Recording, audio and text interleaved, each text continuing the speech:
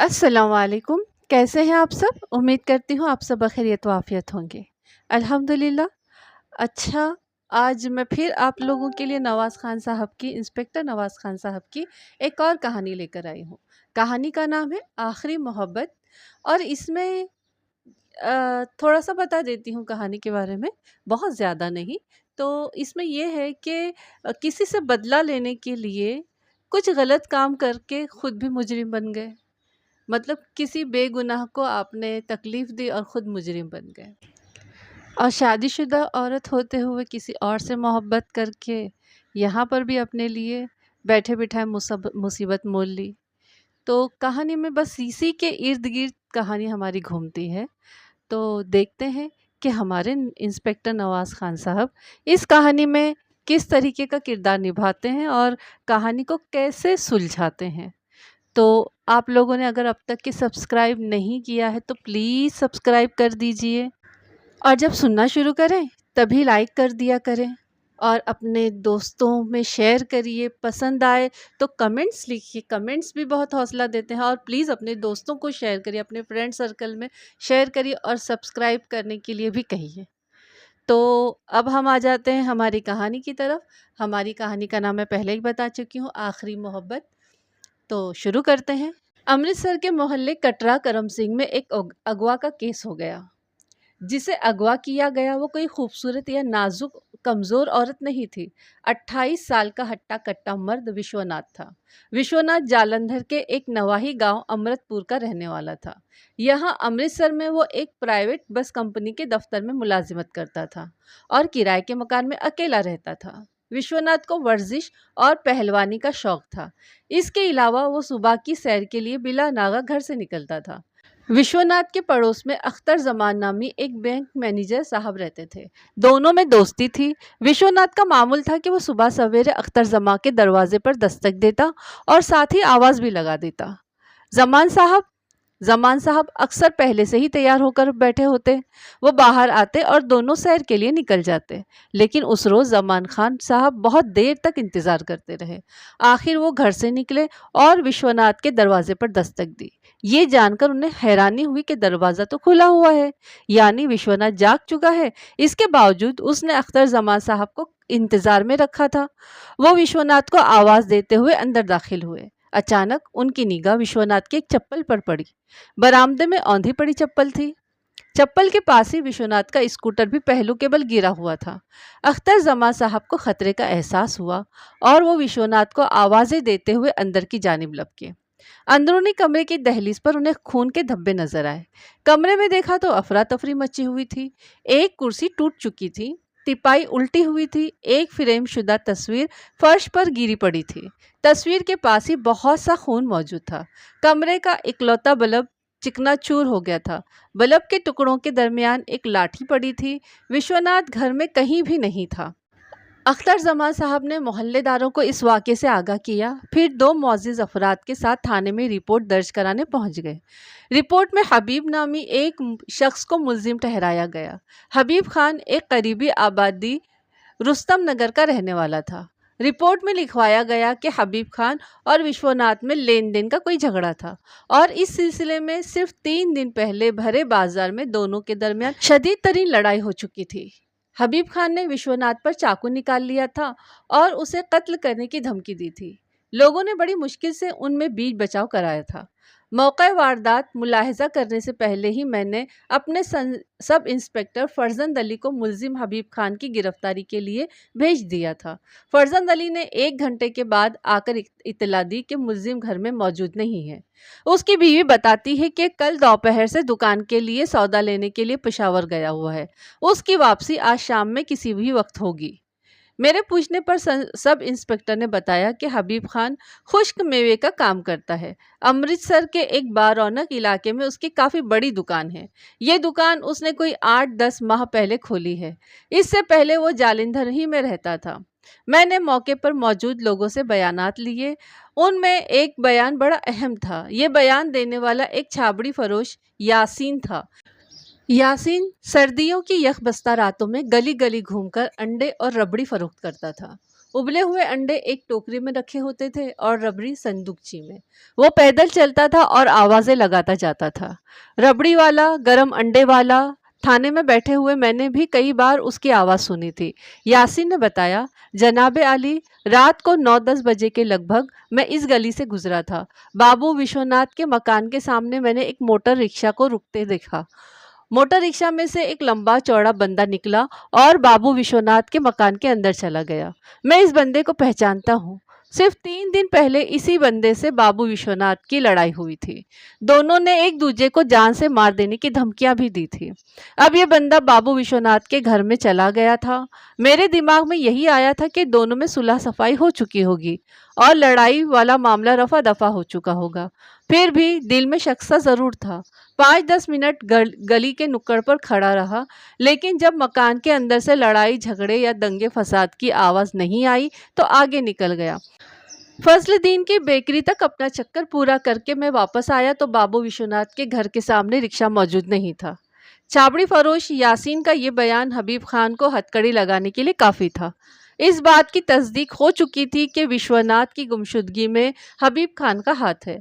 वो वारदात की रात विश्वनाथ के घर में घुसा, उससे हाथापाई की, उसे शदीद जख्मी किया। उसके बाद 2 सूरतें हो सकती थी, या तो वो विश्वनाथ को जिंदा हालत में अपने साथ ले गया था या विश्वनाथ उस जान बचाकर भाग गया था और उसके खौफ से अब तक कहीं रूपोश था। थाने वापस आने से पहले मैंने कुर्ब और जवार का अच्छी तरह जायजा लिया। इस जायजे में मुझे एक अहम चीज नजर आई। घर से बाहर नीम पुख्ता गली में किसी गाड़ी के टायरों के निशानात थे। इन निशानात को गौर से देखने पर अंदाजा हुआ कि गाड़ी का एक अगला टायर मामूली तौर पर घिसा हुआ है, वो निस्बतन चौड़ा भी है। मैंने ये निशानात अपने जहन में महफूज कर लिए। मैंने रात गए तक हबीब खान का इंतज़ार किया, लेकिन वो नहीं आया। उसकी तलाश ज़ोरों शोर से जारी थी, लेकिन अभी तक कोई खोज नहीं मिला था। हबीब खान का खोज अगर किसी से लग सकता तो वो उसकी बीवी थी, लेकिन वो कुछ बताने पर आमादा ही नहीं थी। उसका कहना था कि उसे उसके सिवा और कुछ नहीं मालूम कि उसका शौहर दुकान के लिए सामान खरीदने पुशावर गया हुआ है। मैंने हबीब खान के घर जाकर उसकी बीवी से मुलाकात की। हबीब खान का छोटा सा घर किराए का था, लेकिन उसे खूब अच्छी तरह बनाया और संवारा गया था और दरो दीवार को देखते ही अंदाजा हो जाता था कि घर वाली सलीका शुआर और समझबूझ वाली है। हबीब खान की बीवी की उम्र 27 साल के लगभग थी। वो भरे भरे जिस्म की एक दराज कद जाजिब नजर औरत थी। उसने घूंघट निकाल रखा था, ताहम चंद रोज बाद जब मैंने उसका चेहरा देखा तो पता चला कि उसकी सूरत भी जिस्म की तरह दिलकश है और उसे सही मायनों में एक भरपूर औरत करार दिया जा सकता है। औरत ने अपना नाम शाहीना बताया।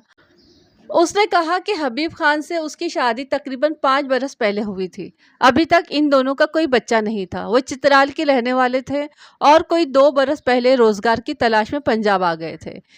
पहले जालंधर में रहे और वहाँ हबीब खान मेहनत मजदूरी करता रहा। फिर वो अमृतसर आ गए और यहाँ हबीब खान ने खुश्क मेवे की दुकान खोल ली। ये काम चल निकला और अब हबीब खान को दुकान के लिए सौदा लेने अक्सर पुशावर जाना पड़ता है। मैंने शाहीना से पूछा, बाबू विश्वनाथ और हबीब खान के झगड़े के बारे में कुछ पता हो तो बताओ।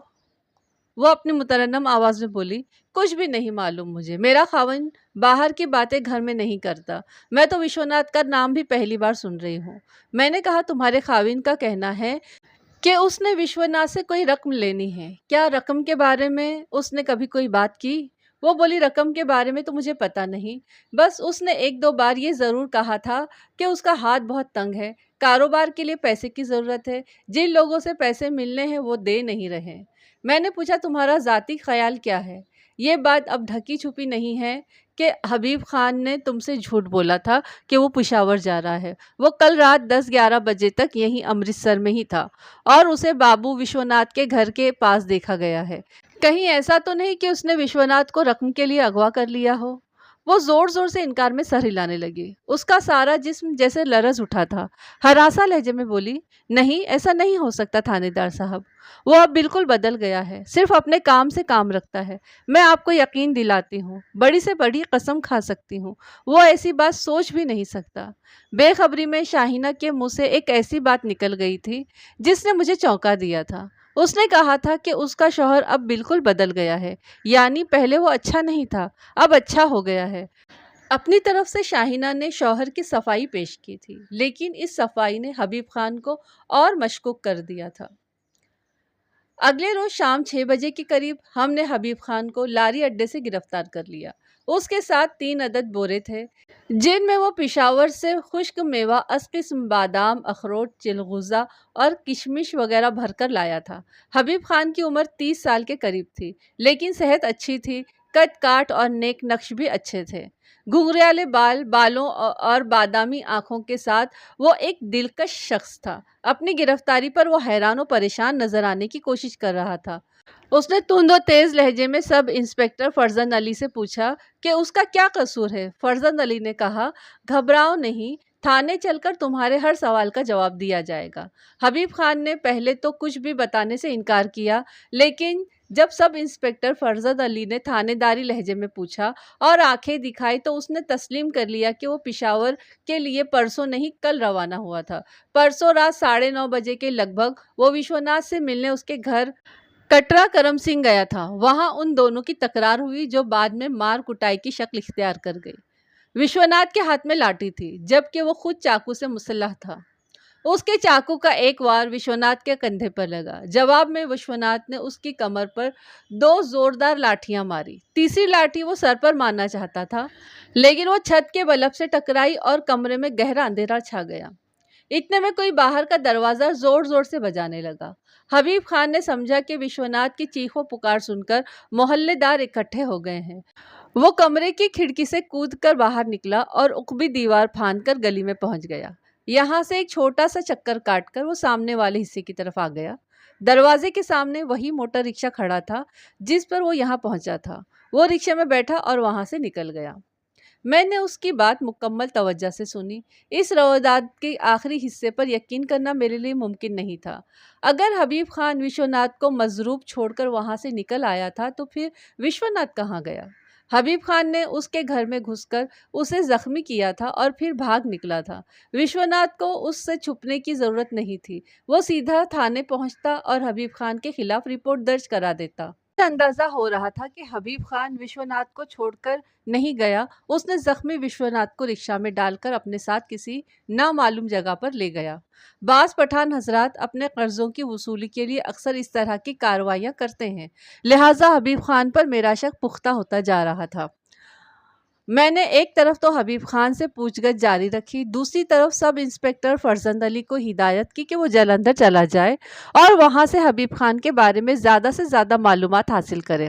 در حقیقت میرا ذہن بار بار شاہینہ کے اس فقرے کی طرف جا رہا تھا جس میں اس نے اپنے خاوند کے سدھر جانے کا دعویٰ کیا تھا۔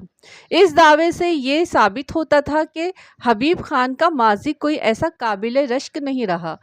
امرتسر میں آئے ہوئے ابھی اسے صرف 8-10 ماہ ہی ہوئے تھے اور لوگ اس کے بارے میں زیادہ کچھ نہیں جانتے تھے۔ مجھے امید تھی کہ جالندھر سے اس کے بارے میں اہم معلومات حاصل ہو سکیں گی۔ سب انسپکٹر فرزند علی کی واپسی 4 روز بعد ہوئی۔ وہ اپنے ساتھ ایک ادھیڑ عمر شخص کے علاوہ ایک چھوٹی سی فائل بھی لے کر آیا تھا۔ یہ فائل جالندھر کے ایک نواحی تھانے کے سب انسپکٹر سے فرزند علی کو ملی تھی۔ اس فائل میں حبیب خان کی ایک تصویر بھی لگی ہوئی تھی۔ اس فائل کے مندرجات سے یہ انکشاف ہوا کہ تقریباً 1.5 برس پہلے حبیب خان ایک ڈکیتی میں ملوث رہا ہے۔ یہ ڈکیتی ایک سبھاش نامی زمیندار کے گھر میں ہوئی تھی۔ حبیب خان اپنے ایک ساتھی کے ساتھ مسلح ہو کر سبھاش کے گھر میں گھسا تھا، اہل خانہ کو جان سے مارنے کی دھمکیاں دی تھی اور انہیں رسیوں سے جکڑ کر ایک کمرے میں بند کر دیا تھا۔ بعد ازاں وہ گھر سے 4 تولے سونا، 10 تولے چاندی اور 500-600 روپیہ نقد نکال کر لے گیا تھا۔ بعد ازاں حبیب کو گرفتار کر لیا گیا تھا۔ حبیب خان نے اپنے بیان میں کہا تھا کہ اس نے ڈکیتی کی واردات نہیں کی، اس نے سبھاش ناتھ سے 4000 روپے لینا تھا جو وہ بار بار تقاضے کے باوجود نہیں دے رہا تھا۔ وہ اپنی رقم مانگنے کے لیے سبھاش ناتھ کے گھر گیا تھا۔ سبھاش ناتھ نے اسے ڈکیتی کا رنگ دے دیا۔ حبیب خان نے اس الزام سے بھی صاف انکار کر دیا تھا کہ اس نے سبھاش کے گھر سے زیورات یا نقد رقم لوٹی تھی۔ فائل سے اس کیس کی جو تفصیلات معلوم ہوئی ان کے مطابق سیشن کورٹ میں حبیب خان پر کیس چلا۔ چند پیشیوں کے بعد حبیب خان کی ضمانت ہو گئی تھی۔ یہ کیس ابھی تک چل رہا ہے۔ دونوں کیس بہت ملتے جلتے نظر آ رہے تھے۔ تازہ ترین کیس میں حبیب خان نے وشوناتھ کے گھر میں گھس کر مار کٹائی کی تھی اور دعویٰ کیا تھا کہ وشوناتھ نے اس کی رقم دینی ہے۔ 1.5 برس پہلے جالندھر میں ہونے والے کیس میں بھی اسی طرح کے ایک گھر میں گھس گیا تھا اور یہ دعویٰ کیا تھا کہ صاحب خانہ نے اس کی رقم دینی ہے۔ دفعتاً مجھے ایک شک گزرا۔ میں نے رجسٹرار سے وہ رپورٹ منگوائی جو چند روز پہلے حبیب خان کے خلاف میرے تھانے میں درج ہوئی تھی۔ اس رپورٹ میں اغوا ہونے والے وشوناتھ کا نام مع ولدیت لکھا ہوا تھا۔ میں نے وشوناتھ کی ولدیت دیکھی تو پوری بات میری سمجھ میں آ گئی۔ اس کے والد کا نام سبھاش ناتھ تھا، یعنی یہ دونوں کیس ایک ہی سلسلے کی کڑی تھے۔ سب انسپکٹر جس ادھیڑ عمر کو جالندھر سے اپنے ساتھ لے کر آیا تھا اس کا نام عیسیٰ خان تھا۔ عیسیٰ خان کے پاس حبیب خان کے بارے میں نہایت اہم معلومات تھی۔ اس کے علاوہ وہ اس جھگڑے کے بارے میں بھی سب کچھ جانتا تھا جو 2 برس سے سبھاش ناتھ اور حبیب خان کے درمیان چلا آ رہا تھا۔ عیسیٰ خان نے حبیب خان کے بارے میں پہلا انکشاف تو یہ کیا کہ شاہینہ اس کی منکوحہ بیوی نہیں بلکہ داشتہ ہے، وہ اسے نکال کر لایا ہوا ہے، اور حبیب خان کی داشتہ بننے سے پہلے شاہینہ شادی شدہ تھی اور بال بچے دار تھی۔ اس نے تفصیل بتاتے ہوئے کہا، تھانے دار صاحب، یہ کہانی تقریباً آج سے 6 برس پہلے شروع ہوئی تھی۔ شاہینہ چترال کی ایک وادی کی رہنے والی ہے۔ اس کے گاؤں کا نام پاوالندے ہے۔ 6 سال پہلے شاہینہ کی شادی اپنے ہی گاؤں کے ایک نذیر بادشاہ نامی شخص سے ہوئی تھی۔ نذیر بادشاہ لکڑی کا کاروبار کرتا تھا اور خوشحال شخص تھا۔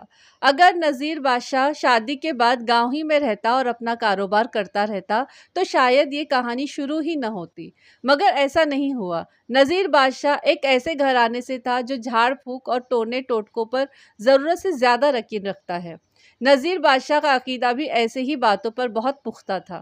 ایک خاص بات یہ تھی کہ نذیر بادشاہ کے بہت سے قریبی رشتہ دار 35 سال کی عمر تک پہنچنے سے پہلے ہی فوت ہو چکے تھے۔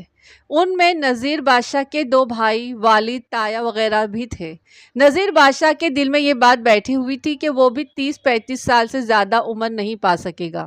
اسے کسی پیر صاحب نے بتایا ہوا تھا کہ اگر وہ جوان مرگی کی نحوست سے نکلنا چاہتا ہے تو اپنا آبائی علاقہ اور کاروبار چھوڑ کر کہیں اور نکل جائے۔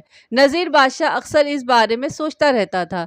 اس طویل سوچ بچار کا نتیجہ یہ نکلا کہ شادی کے صرف 1 برس بعد ہی وہ چترال چھوڑ کر پنجاب آ گیا اور یہاں جالندھر کے نواحی گاؤں امرت پور میں رہائش اختیار کر لی۔ امرت پور میں رہنا اسے یوں بھی پسند تھا کہ دیہی علاقہ ہونے کے باوجود یہاں بجلی تھی، اور نذیر بادشاہ جو نیا کاروبار شروع کرنا چاہتا تھا اس کے لیے بجلی کا ہونا ضروری تھا۔ ویسے بھی امرت پور ایک خوبصورت اور سرسبز جگہ تھی۔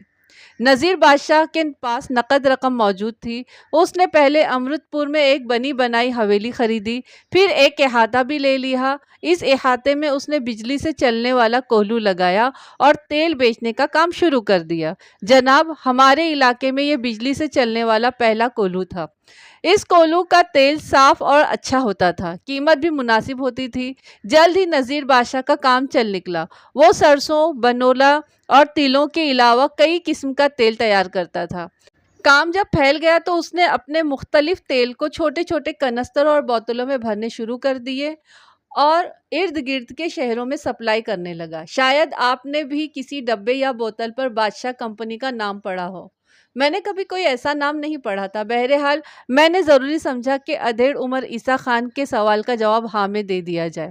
عیسیٰ خان اپنی بات جاری رکھتے ہوئے بولا، نذیر بادشاہ کا کام پھیلا تو اسے کام کرنے والوں کی ضرورت پڑی۔ اس نے گاؤں سے کچھ آدمی لیے، اس کے علاوہ 2 آدمی چترال سے بھی منگوائے۔ چترال سے آنے والوں میں یہ حبیب خان بھی تھا۔ یہ نذیر بادشاہ کا دور کا رشتہ دار تھا۔ آپ نے دیکھا ہی ہے، اونچا، لمبا، خوبصورت جوان ہے۔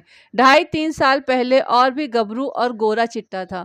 وہ کافی عرصہ لاہور میں رہا تھا، اس لیے ٹوٹی پھوٹی پنجابی بھی بول لیتا تھا۔ نذیر بادشاہ نے اسے سپلائی کے کام پر لگا دیا۔ وہ مال لے کر ارد گرد کے قصبوں اور دیہاتوں میں جانے لگا۔ باتیں کرنی حبیب خان کو خوب آتی تھی، ہنسمکھ اور ملنسار بھی تھا۔ اس نے نذیر خان کے کاروبار کو بہت فائدہ پہنچایا۔ اس سے نذیر بادشاہ کو ایک نقصان بھی پہنچا۔ آپ نے دیکھا ہی ہے کہ نذیر بادشاہ کی بیوی بہت خوبصورت اور حسین ہے۔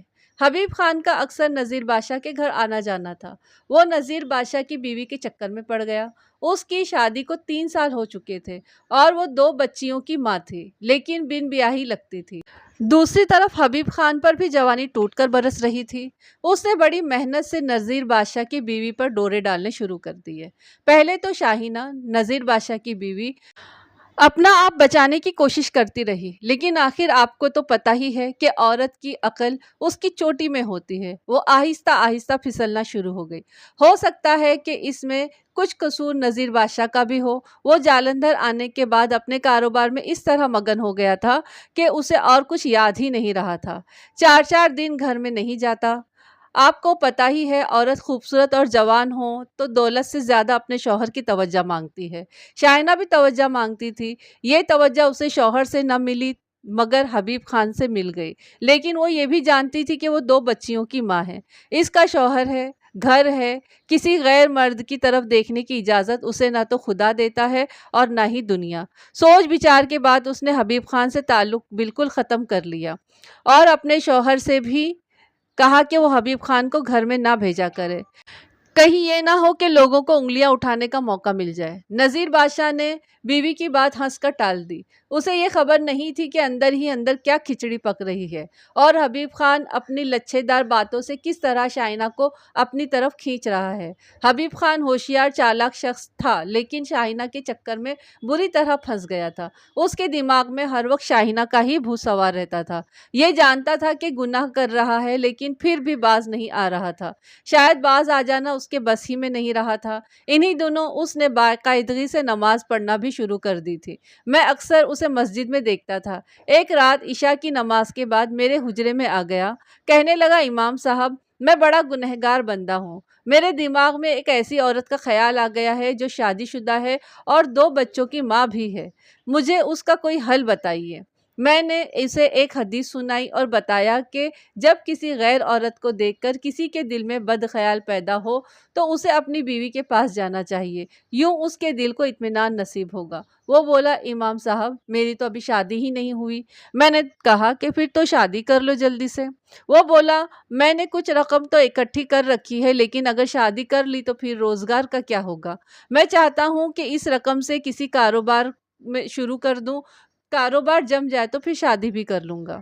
میں نے کہا، جیسا تم مناسب سمجھو، لیکن اپنی کسی مجبوری کو اللہ کے حکم کے خلاف ورزی کرنے کے لیے بہانہ مت بنانا۔ وہ چلا گیا۔ اس نے مجھ سے کھل کر بات نہیں کی تھی، لیکن نہ جانے کہ مجھے شبہ ہو رہا تھا کہ وہ جس شادی شدہ عورت کی بات کر رہا ہے وہ نذیر بادشاہ کی بیوی ہی ہے۔ مہینے 1.5 مہینے بعد حبیب خان نے پھر مجھ سے ملاقات کی۔ کہنے لگا، امام صاحب، میں اپنا کاروبار کرنا چاہتا ہوں۔ میرے پاس اتنے پیسے ہیں کہ بجلی سے چلنے والا کولو لگا سکتا ہوں، لیکن میں اپنے محسن نذیر بادشاہ کے مقابلے پر آنا نہیں چاہتا۔ وہ تیل کا کام کر رہا ہے اور ارد گرد کے سارے علاقے میں اس کا سودا بکتا ہے۔ اگر میں بھی تیل کا کام کروں گا تو یہ اچھا نہیں ہوگا۔ لوگ کہیں گے کہ نوکر مالک کے مقابلے میں کھڑا ہو گیا ہے۔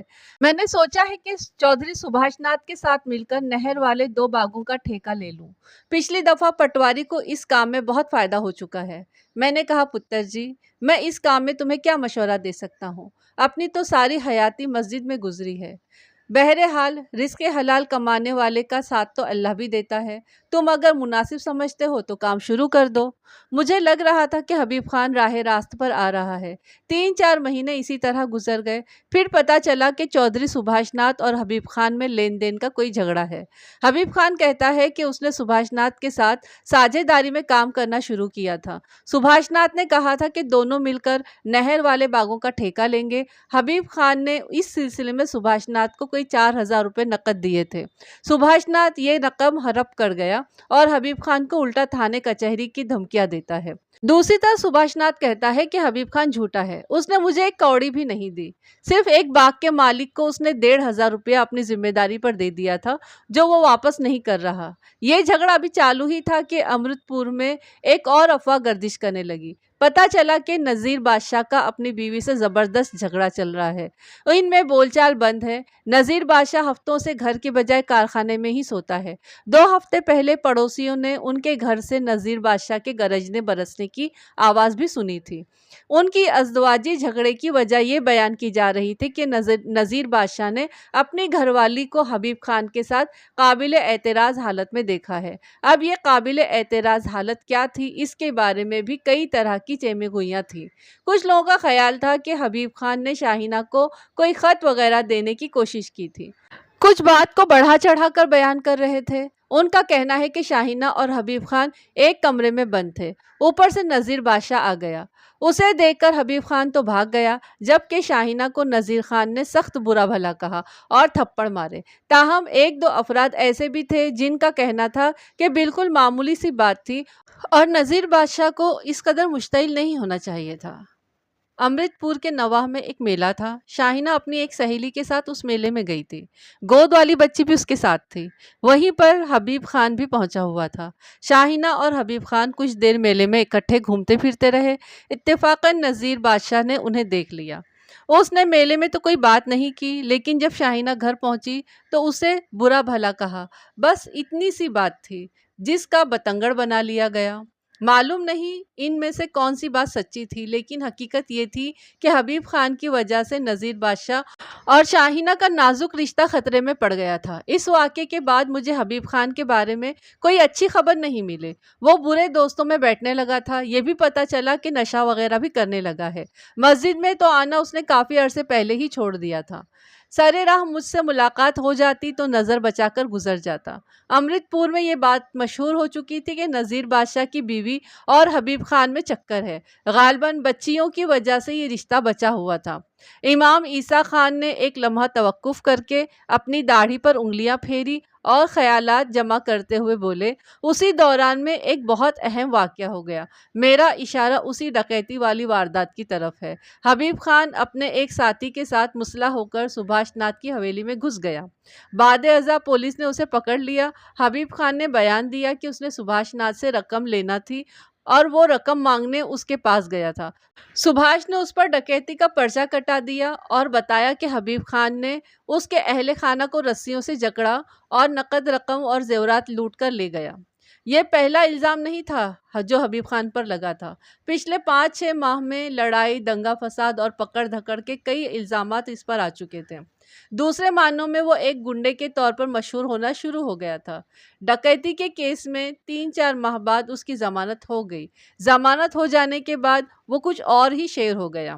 اور پھر ایک صبح امرت پور میں یہ حیران کن خبر سنی گئی کہ حبیب خان نے نیلا تھوتا کھا کر خودکشی کرنے کی کوشش کی۔ اسے نازک حالت میں جالندھر اسپتال پہنچایا گیا، جہاں ڈاکٹر نے بمشکل اس کی جان بچائی۔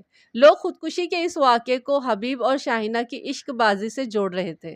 ان کا خیال تھا کہ حبیب خان نے شاہینہ کے غم میں یہ کوشش کی ہے، اور لوگوں کے اندازے غلط بھی نہیں تھے۔ جلد ہی ان اندازوں کی تصدیق ہو گئی۔ یہ عید الفطر کی بات ہے۔ میں نماز پڑھانے کے لیے عیدگاہ جانے کی تیاری کر رہا تھا۔ مدرسے کے ایک استاد نے مجھے بتایا کہ حبیب خان نذیر بادشاہ کی بیوی کو لے کر بھاگ گیا ہے۔ انسپکٹر صاحب، جیسا کہ میں بتا چکا ہوں، نذیر بادشاہ اور حبیب خان دونوں کا تعلق چترال سے ہے۔ چترال کے کچھ دور دراز علاقوں میں کچھ عجیب قسم کی رسمیں پائی جاتی ہیں، خاص طور پر شادی بیاہ اور طلاق وغیرہ کے مسئلے یہ لوگ کچھ عجیب طریقے سے حل کرتے ہیں۔ یہ لوگ مذہب سے بہت دور ہیں، اس لیے شراب نوشی، عشق بازی اور رشک و سرور جیسی لعنتیں ان لوگوں میں بہت عام ہیں۔ اکثر رنگین مزاج لوگ شادی شدہ عورتوں کے ساتھ عشق لڑانے سے بھی باز نہیں آتے۔ کبھی کبھی یہ عشق انتہا کو پہنچ جاتا ہے اور شادی شدہ عورت اپنے آشنا کے ساتھ بھاگ جاتی ہے، لیکن اس واقعے کے بعد دشمنی اور قتل غارت گری کی نوبت نہیں آتی۔ ان وادیوں میں یہ رواج ہے کہ بھاگ جانے والی عورت کا شوہر کسی طیش یا نفرت کا اظہار نہیں کرتا اور اپنی عورت کے اس فیصلے کو اکثر کھلے دل سے تسلیم کر لیتا ہے، لیکن اس کا مطلب یہ نہیں کہ وہ صبر و شکر کے ساتھ بیٹھ جاتا ہے۔ وہ اپنی سابقہ بیوی اور اس کے آشنا کو تلاش کرتا ہے، پھر بستی کے معزز لوگوں کو ساتھ لے کر ان کے گھر پہنچتا ہے اور اپنی بیوی کو بھگانے والے سے مطالبہ کرتا ہے کہ وہ ہرجانہ ادا کرے۔ اس ہرجانے کی رقم مختلف قبیلوں میں مختلف ہوتی ہے۔ عام طور پر شادی پر اٹھنے والے اخراجات کا حساب لگایا جاتا ہے اور اس سے دوگنی رقم اس شخص سے وصول کی جاتی ہے۔ اس رسم کے مطابق نذیر بادشاہ نے بھی صبر و تحمل سے کام لیا اور اپنی بیوی کے بھاگ جانے پر تھانے میں رپورٹ درج کرائی اور نہ کوئی دوسری کارروائی کی۔ چند روز تک بھاگ دوڑ کر کے اس نے امرتسر میں حبیب خان اور شاہینہ کا کھوج لگا لیا۔ نذیر بادشاہ نے چند افراد کو چترال سے بلا لیا اور ان کی موجودگی میں نذیر بادشاہ اور حبیب خان میں کوئی تصفیہ ہو گیا۔ ٹھیک سے تو پتہ نہیں، لیکن خیال ہے کہ حبیب خان نے 4-5 ہزار روپیہ نذیر بادشاہ کو دینا قبول کیا۔ دونوں بچیاں پہلے ہی نذیر بادشاہ کے پاس تھیں، اس نے انہیں چترال میں ہی اپنے والدین کے پاس بھیج دیا۔ اس کے بعد یہ معاملہ آہستہ آہستہ ٹھنڈا پڑ گیا۔ امرت پور کے لوگوں کو نذیر بادشاہ کا فیصلہ کچھ عجیب سا لگا تھا، لیکن آہستہ آہستہ وہ سمجھ گئے کہ نذیر بادشاہ کا یہ فیصلہ اس کے اپنے علاقے کے رسم و رواج کے مطابق تھا، اور اگر وہ خود اپنے فیصلے پر شرمندہ نہیں تو انہیں کیا ضرورت پڑی ہے اس فیصلے میں کیڑے نکالنے کی۔ اب ہم لوگ یہ واقعہ تقریباً بھول چکے تھے، لیکن آپ کے بھیجے ہوئے سب انسپکٹر نے ایک بار پھر پرانی یادیں تازہ کر دی ہیں۔ امام مسجد عیسیٰ خان اپنی بات مکمل کر کے خاموش ہو گیا۔ اس نے ایک مکمل کہانی بڑی تفصیل سے میرے سامنے بیان کر دی تھی۔ اس کہانی سے ثابت ہوتا تھا کہ شاہینہ حبیب خان کی بیوی نہیں ہے۔ وہ 8-9 ماہ پہلے اسے جالندھر کے نواحی قصبے امرت پور سے بھگا کر یہاں امرتسر شہر لایا تھا۔ دوسری بات یہ ثابت ہوتی تھی کہ رقم کے لین دین والا جھگڑا کافی پرانا تھا، اور اس جھگڑے کے سلسلے میں حبیب خان ایک دفعہ پہلے بھی جیل کی ہوا کھا چکا تھا۔ اس وقت وہ وشوناتھ کے والد سبھاش ناتھ کی حویلی میں گھسا تھا اور اس پر ڈکیتی کا کیس بنا تھا۔ اب بات میری ذہن میں کچھ کھلتی جا رہی تھی۔ واقعات کی چند کڑیاں ایک دوسرے سے ملتی ہوئی محسوس ہو رہی تھی۔ حبیب خان نے نذیر بادشاہ کی بیوی کو ورگلایا تھا اور اپنے ساتھ امرتسر لے آیا تھا۔ نذیر بادشاہ اس کا پیچھا کر کے امرتسر پہنچ گیا تھا اور اس نے اپنی بیوی کے بدلے حبیب خان سے 4-5 ہزار روپے طلب کیے تھے۔ حبیب خان نے رقم دینے کے لیے اس سے چند ماہ کی مہلت مانگ لی تھی اور اپنی پوری کوشش میں لگ گیا تھا۔ وہ امرتسر میں خشک میوے کی دکان کرنے لگا تھا۔ اس کاروبار سے وہ اتنی رقم اکٹھا نہیں کر سکتا تھا کہ نذیر بادشاہ کو ہرجانہ ادا کر سکے۔ اس کا دھیان رہ کر اس رقم کی طرف جا رہا تھا جو اس نے 1.5-2 سال پہلے امرت پور کے سبھاش ناتھ کو ساجھیداری کے لیے دی تھی۔ سبھاش ناتھ اب مر چکا تھا اور اس کا اکلوتا بیٹا وشوناتھ اس کے لین دین کا ذمہ دار تھا۔ اتفاقاً وشوناتھ ملازمت کے سلسلے میں امرتسر ہی میں رہ رہا تھا۔ حبیب خان اس سے ملا اور اپنی رقم کا تقاضا کیا۔ کافی دن یہ کھینچا تانی ہوتی رہی۔ بالآخر حبیب خان نے ایک بار پھر قانون کو اپنے ہاتھ میں لے لیا۔ وہ وشوناتھ کے گھر میں گھسا، اسے مارا پیٹا اور اٹھا کر لے گیا۔ یہ بات عین ممکن تھی کہ حبیب خان نے مغوی کو امرتسر میں ہی کہیں رکھا ہوا ہو اور اب اس کے وارثوں سے سودے بازی کرنے کے لیے موقع کے انتظار میں ہو۔ حبیب خان حوالات کے ننگے فرش پر 2 زانوں بیٹھا تھا۔ گرفتار ہوتے وقت اس میں جو اکڑفو تھی وہ ختم ہو چکی تھی، تاہم اپنے پہلے والے بیان پر وہ اب بھی ڈٹا ہوا تھا۔ اس کا کہنا تھا کہ وہ اتوار کی رات کو وشوناتھ سے رقم کا تقاضا کرنے اس کے گھر میں ضرور داخل ہوا تھا اور دونوں میں مار پیٹ بھی ہوئی تھی، لیکن وشوناتھ کی لاٹھی لگنے سے بلب ٹوٹ گیا۔ اسی دوران باہر کے دروازے پر زور زور سے دستک ہونے لگی۔ وہ سمجھا کہ محلے دار آ گئے ہیں، وہ وہاں سے نکل بھاگا۔ لیکن سوال یہ تھا کہ اگر وہ نکل بھاگا تو پھر وشوناتھ کہاں ہے؟ میرے پاس حبیب خان کا 7 روزہ ریمانڈ تھا۔ اس ریمانڈ کے دوران میں نے شدید کوشش کی کہ وہ کچھ بک دے، لیکن کامیابی نہیں ہوئی۔ میں نے حبیب خان سے شاہینہ اور نذیر بادشاہ کے بارے میں بھی سوالات پوچھے۔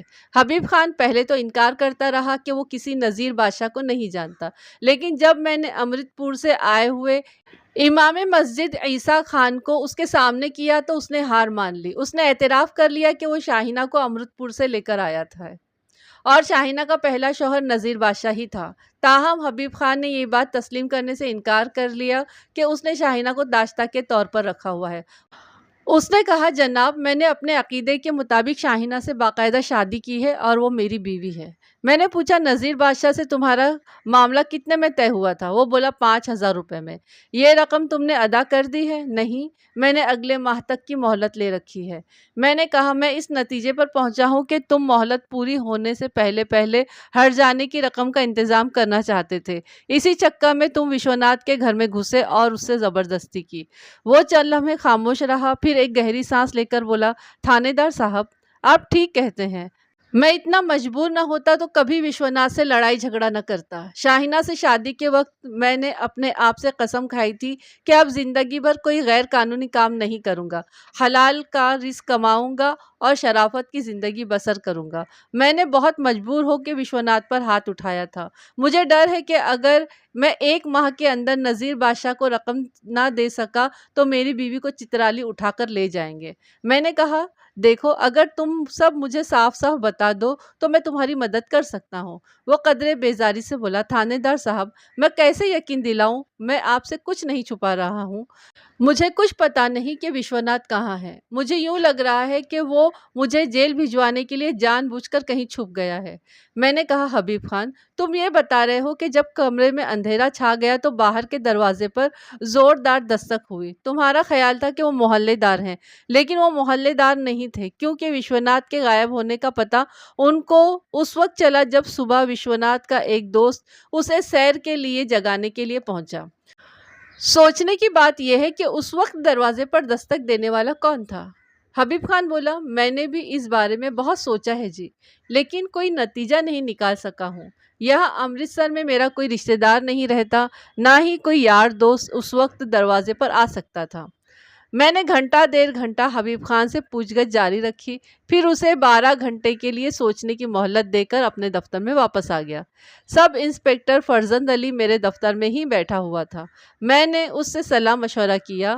اس صلاح مشورے کے نتیجے میں فیصلہ ہوا کہ شاہینہ کے سابقہ خاوند نذیر بادشاہ سے ملاقات کی جائے اور اس کا موقف بھی سنا جائے کہ وہ کیا کہتا ہے۔ جیسا کہ میں نے بتایا کہ نذیر بادشاہ جالندھر کے ایک نواحی قصبے امرت پور میں رہتا تھا اور وہیں تیل کا کاروبار کر رہا تھا۔ امرتسر سے امرت پور کا فاصلہ 35-40 میل سے زیادہ نہیں تھا۔ اگلے روز میں بذریعہ بس امرت پور جا پہنچا۔ اس قصبے کی آبادی میری توقع سے زیادہ تھی۔ نذیر بادشاہ کا حویلی نما مکان ڈھونڈنے میں مجھے زیادہ دشواری پیش نہیں آئی۔ وہ اتوار کا دن تھا۔ نذیر بادشاہ سے اس کے گھر ہی میں ملاقات ہو گئی۔ وہ درمیانی شکل و صورت اور درمیانی قد کا شخص تھا۔ رنگ کسی وقت سرخ و سفید رہا ہوگا، لیکن دن رات تیل میں رہ کر اب وہ کچھ اور زیادہ میلا ہو گیا تھا۔ نذیر بادشاہ کی تون تھوڑی سی نکلی ہوئی تھی، جس سے اندازہ ہوتا تھا کہ وہ ایک خوش خوراک شخص ہے۔ میں وردی میں تھا، لیکن نذیر بادشاہ مجھے دیکھ کر کچھ زیادہ حیران نہیں ہوا۔ شاید اسے پہلے سے امید تھی کہ حبیب خان اور وشوناتھ کے سلسلے میں پولیس اس سے رابطہ ضرور کرے گی۔ وہ بڑے اہتمام کے ساتھ گھر کی بیٹھک میں لے گیا اور چائے کا انتظام کرایا۔ میں نے اس سے پوچھا کہ وہ حبیب خان اور وشوناتھ کے جھگڑے کے بارے میں کیا جانتا ہے۔ جواب میں نذیر بادشاہ نے تقریباً وہی کچھ کہا جو اس سے پہلے امام مسجد عیسیٰ خان کہہ چکا تھا۔ وہ بولا، حبیب خان ایک جھگڑالو شخص کے طور پر مشہور ہے۔ اس کا کہنا ہے کہ 1.5-2 سال پہلے اس نے وشوناتھ کے باپ سبھاش ناتھ کو رقم دی تھی، جو وہ ہڑپ کر گیا، لیکن امرت پور میں کوئی بھی اس کی بات نہیں مانتا ہے۔ سب جانتے ہیں کہ ہندو ہونے کے باوجود سبھاش ناتھ ایک دیانت دار کھرا شخص تھا۔ تقریباً 1 سال پہلے حبیب خان اور اس کے ایک ساتھی پستول اور خنجر وغیرہ لے کر سبھاش ناتھ کے گھر میں گھس گئے تھے۔ سبھاش ناتھ نے ان پر ڈکیتی کا پرچہ کٹایا اور دعویٰ کیا کہ وہ بہت سی نقد رقم اور زیورات لے گئے ہیں۔ پتہ نہیں اس میں کتنا سچ تھا اور کتنا جھوٹ۔ بہرحال اب حبیب خان سبھاش ناتھ کے اکلوتے بیٹے وشوناتھ کے پیچھے پڑا ہوا ہے۔ میں نے موضوع بدلتے ہوئے کہا، نذیر بادشاہ، حوالات میں حبیب خان نے اعتراف کیا ہے کہ وہ تمہاری بیوی کو ورغلا کر اپنے ساتھ لے گیا تھا اور اب پچھلے 10 ماہ سے وہ اس کے ساتھ رہ رہا ہے۔ حیرانی کی بات ہے کہ تم نے ابھی تک پولیس میں رپورٹ درج نہیں کروائی اور نہ ہی اپنی بیوی کو واپس لانے کی کوئی سنجیدہ کوشش کی۔ نذیر بادشاہ کے چہرے پر رنگ سا آ کر گزر گیا، پھر ذرا سنبھل کر کہنے لگا، تھانے دار صاحب، تالی ایک ہاتھ سے نہیں بجتی۔ شاہینہ میری بیوی تو اسی دن نہیں رہی تھی جب اس نے اور حبیب خان نے ایک دوسرے کو میلی نظر سے دیکھا تھا۔ اب تو اس کے ساتھ میرا جو نام کا رشتہ تھا وہ بھی ختم ہو چکا ہے، وہ میرے لیے مر چکی ہے۔ ہمارے علاقے کا یہی دستور ہے کہ ایسی آوارہ عورت پر لعنت کے 2 حرف بھیج کر اسے ہمیشہ کے لیے بھلا دیا جائے۔ ہمارے درمیان یہ گفتگو 1.5-2 گھنٹے تک جاری رہی۔ میں نے اندازہ لگایا کہ نذیر بادشاہ کے دل میں حبیب خان کے لیے وہی جذبات ہیں جو ایک رقیب کے دل میں دوسرے رقیب کے لیے ہوتے ہیں۔ اس گفتگو کے دوران ہی میری نظر حویلی کے بیرونی گیٹ پر پڑی۔ وہاں سے ایک جیپ نما کھٹارا گاڑی اندر آ رہی تھی۔ اس پر تیل کے بہت سے کنستر لدے ہوئے تھے۔ گاڑی کمرے کے قریب سے گزرتی ہوئی حویلی کے پچھواڑے چلی گئی۔ میری نگاہ ان نشانات پر پڑی جو جیپ کے چاروں پہیے کچی زمین پر چھوڑ گئے تھے۔ ان نشانات کو دیکھ کر میں بری طرح چونک گیا۔ جس جگہ سے جیپ گھومی تھی وہاں چاروں پہیوں کے نشانات صاف نظر آ رہے تھے۔ میں بالکل اسی قسم کے نشان پہلے بھی دیکھ چکا تھا۔ ان نشانات میں دائیں جانب کا اگلا ٹائر تقریباً گھسا ہوا تھا اور باقی ٹائروں سے کچھ چوڑا بھی تھا۔ میری رگوں میں خون سنسنا اٹھا۔ یہ نشانات میں نے وشوناتھ کے مکان سے باہر گلی میں دیکھے تھے۔ نذیر بادشاہ، جو کچھ دیر پہلے تک اس معاملے میں ایک لا تعلق شخص نظر آ رہا تھا، میری نگاہ میں سخت مشکوک ٹھہر گیا۔ اب میں بڑے وثوق سے کہہ سکتا تھا کہ جس رات وشوناتھ اپنے گھر سے غائب ہوا، نذیر بادشاہ کی یہ کھٹارا گاڑی نہ صرف امرتسر میں تھی بلکہ وشوناتھ کے گھر بھی گئی تھی۔ یہ بات عین ممکن ہے کہ اس گاڑی میں نذیر بادشاہ خود ہو۔ پھر سوچتے سوچتے ایک بات میرے ذہن میں آئی، ہو سکتا ہے نذیر بادشاہ ہی وہ شخص ہو جس نے وشوناتھ اور حبیب خان کی لڑائی کے دوران دروازہ کھٹکھٹایا تھا۔ اگر فرض کر لیا جائے کہ دروازہ کھٹکھٹانے والا شخص نذیر بادشاہ ہی تھا تو پھر یہ بھی سوچا جا سکتا تھا کہ بعد میں اس نے زخمی وشوناتھ کو اغوا کیا ہو۔ اس جرم کی وجہ بآسانی سمجھ میں آ جاتی تھی۔ نذیر بادشاہ حبیب خان کا رقیب تھا اور کوئی بھی ایسا کام کر سکتا تھا جس کا الزام حبیب خان پر آتا اور اسے اپنی آزادی اور جان کے لالے پڑ جاتے۔ میں نے ایک دم اپنا لہجہ بدلا اور نذیر بادشاہ سے کہا، جانتے ہو میں امرتسر سے چل کر یہاں تمہارے پاس کیوں آیا ہوں؟ وہ چونک گیا اور سوالیہ نظروں سے میری طرف دیکھنے لگا۔ میں نے کہا، میں تم سے اس جیپ کے بارے میں پوچھنے آیا ہوں۔ میں کچھ سمجھا نہیں، وہ ہکلا کر بولا۔ میں نے کہا، جس رات وشوناتھ کو اس کے گھر سے اٹھایا گیا یہ جیپ موقع واردات پر پائی گئی تھی اور میرا خیال ہے کہ تم خود بھی اس جیپ میں موجود تھے۔ نذیر بادشاہ کا رنگ ہلدی کی طرح ہو گیا۔ یہ آپ کیا کہہ رہے ہیں؟ وہ ہکلا کر بولا۔ میں نے جواب دیا، باقی باتیں تھانہ چل کر ہوں گی۔ تھانے میں نذیر بادشاہ نے پہلے تو بہت اکڑ دکھائی اور بڑی دلیری سے ہمیں خطرناک ترین نتائج کی دھمکیاں دی، لیکن دھیرے دھیرے وہ اپنے آپ میں آ گیا۔ وہ سمجھ گیا کہ یہ آزاد علاقہ نہیں ہے اور اس حوالات سے اتنی آسانی کے ساتھ اس کی جان نہیں چھوٹے گی۔ اس نے بہتر سمجھا کہ گدھے کی طرح مار کھانے کی بجائے ہمارے ساتھ تعاون کرے۔ سب سے پہلے تو اس نے یہ اعتراف دہرایا کہ اپنے علاقے اور قبیلے کے دستور کے مطابق اس نے حبیب خان سے معاوضہ طلب کیا تھا۔ حبیب خان نے شاہینہ کے بدلے 5,000 دینا قبول کیا تھا اور چند مہینے کی مہلت لی تھی جو اگلے مہینے ختم ہو رہی تھی۔ پھر تھوڑے سے بحث و مباحثے کے بعد اس نے یہ بات بھی مان لی کہ وہ رقم کے سلسلے میں 3-4 بار امرتسر گیا تھا اور حبیب خان سے جھگڑا کر چکا تھا۔ دراصل حبیب خان نے اس سے کہہ رکھا تھا کہ وہ مہلت ختم ہونے سے پہلے ہی اسے 1/3 رقم ادا کر دے گا، جو اس نے نہیں کی تھی۔ سب سے مشکل اعتراف یہ تھا کہ واردات کی رات نذیر بادشاہ موقع واردات پر پہنچا تھا۔ نذیر بادشاہ یہ اعتراف نہیں کر رہا تھا، وہ بتا رہا تھا کہ واردات کی رات وہ اپنی گاڑی سمیت ایک تاریخ کے سلسلے میں لاہور گیا ہوا تھا۔ میں نے کہا، تمہارے رقیب حبیب خان نے بھی ایسی ہی بات کہی تھی۔ اس نے کہا تھا کہ واردات کی رات وہ اپنی دکان کا سودا لینے پشاور گیا ہوا تھا، لیکن مار کھانے کے بعد وہ سب کچھ مان گیا۔ یہ نہ ہو کہ تمہیں بھی اسی کے طریقے سے منانا پڑے۔ نذیر بادشاہ بولا، آخر آپ میرے بارے میں کس طرح کا شک کر رہے ہیں؟ میں نے کیا جرم کیا ہے جو آپ مجھے اس طرح ذلیل کر رہے ہیں؟ میں نے کہا، فی الحال میں تمہارے جرم کی ٹھیک ٹھاک تفصیل تو نہیں بتا سکتا، لیکن جو حالات نقشہ کھینچ رہے ہیں وہ تم بھی سن لو۔ یہ بات ڈھکی چھپی نہیں ہے کہ تم میں اور حبیب خان میں رقابت تھی۔ تم نے بظاہر تو حبیب خان سے 5,000 میں معاملہ طے کر لیا تھا، لیکن تمہارے اندر انتقام کا دیو چنگھاڑتا رہتا تھا۔ تم کسی ایسے موقع کی تلاش میں تھے جب تم حبیب خان کو ناقابل تلافی نقصان پہنچا سکو۔ یہ موقع تمہیں پچھلے اتوار کے روز ملا۔ تم رقم کا تقاضا کرنے کے لیے امرتسر حبیب خان کے پاس پہنچے۔ وہاں تمہیں کسی سے پتا چلا کہ حبیب خان بھی اپنی رقم کا تقاضا کرنے کے لیے نکلا ہوا ہے۔ وہ وشوناتھ کے پاس گیا تھا۔ تم وشوناتھ کے گھر کے پاس جا پہنچے۔ یہ رات 9-10 بجے کا وقت تھا۔ تم نے دروازہ کھٹکھٹایا۔ یہ وہی ٹائم تھا جب گھر کے اندر حبیب خان اور وشوناتھ میں دست بدست لڑائی ہو رہی تھی۔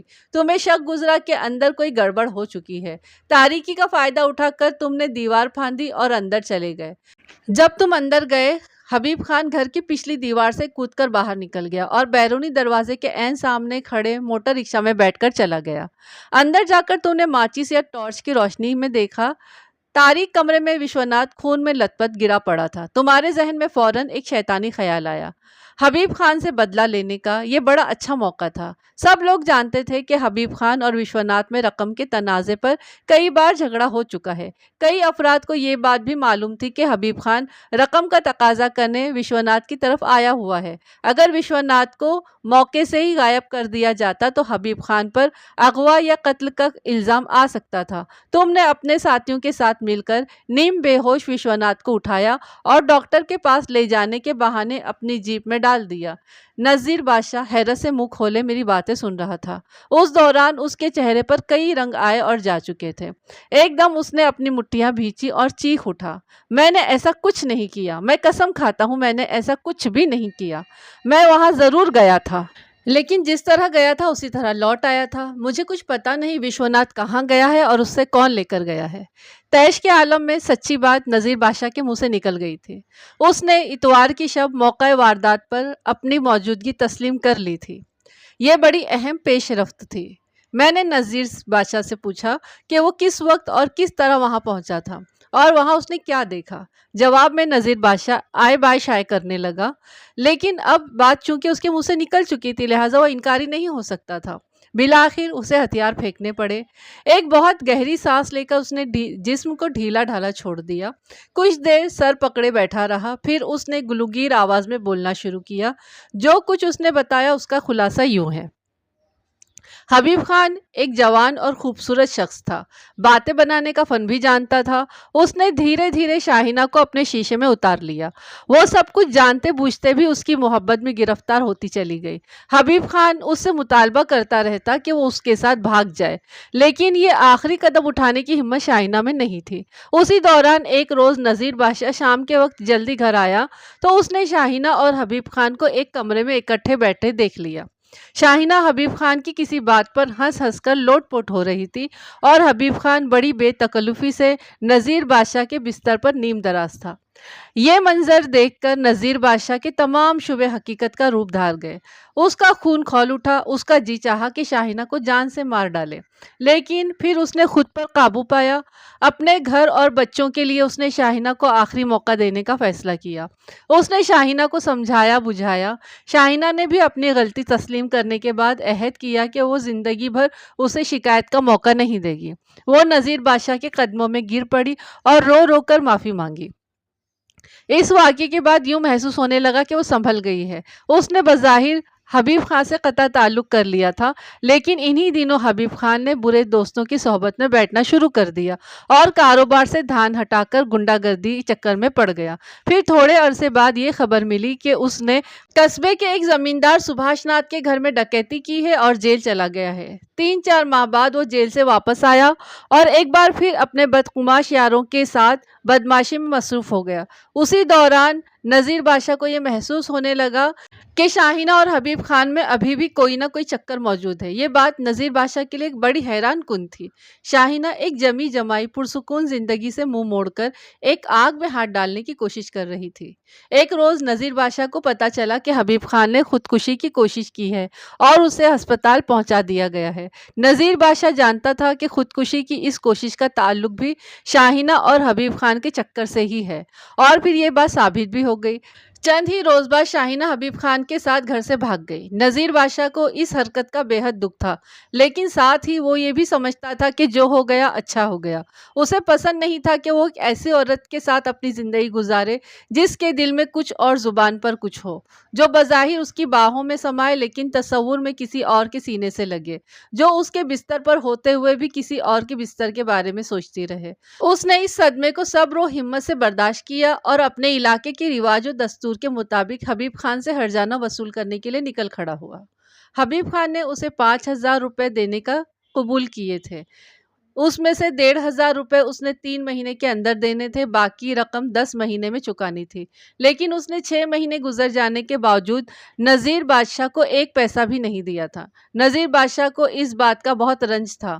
وہ ہر 2 ہفتے بعد حبیب خان کے پاس امرتسر جا پہنچتا اور سخت لب و لہجے میں رقم کا مطالبہ کرتا تھا۔ حبیب خان کہتا تھا کہ اس نے سبھاش ناتھ کے بیٹے وشوناتھ سے رقم لینی ہے، جو ہی اسے یہ پیسے ملیں گے وہ نذیر بادشاہ کے ہاتھ پر رکھ دے گا۔ واردات کے روز بھی نذیر بادشاہ حبیب خان سے رقم کا مطالبہ کرنے ہی امرتسر پہنچا تھا۔ اپنے ایک جاننے والے کی زبانی اسے معلوم ہوا کہ 2 روز پہلے حبیب خان اور وشوناتھ کے درمیان بھرے بازار میں سخت جھڑپ ہوئی ہے اور دونوں نے ایک دوسرے کو قتل کرنے کی دھمکیاں بھی دی ہیں۔ اب ایک بار پھر حبیب خان وشوناتھ کی طرف گیا ہوا تھا اور آج اگر اسے وشوناتھ نے خالی ہاتھ لوٹانا چاہا تو وہ ضرور وشوناتھ کو چاقو گھونپ دے گا۔ یہ اطلاع سن کے نذیر بادشاہ سوچ میں پڑ گیا۔ اگر حبیب خان کے ہاتھوں وشوناتھ زخمی یا قتل ہو جاتا اور اس کے نتیجے میں حبیب خان جیل جا پہنچتا تو نذیر بادشاہ کو کیا فائدہ ہونا تھا؟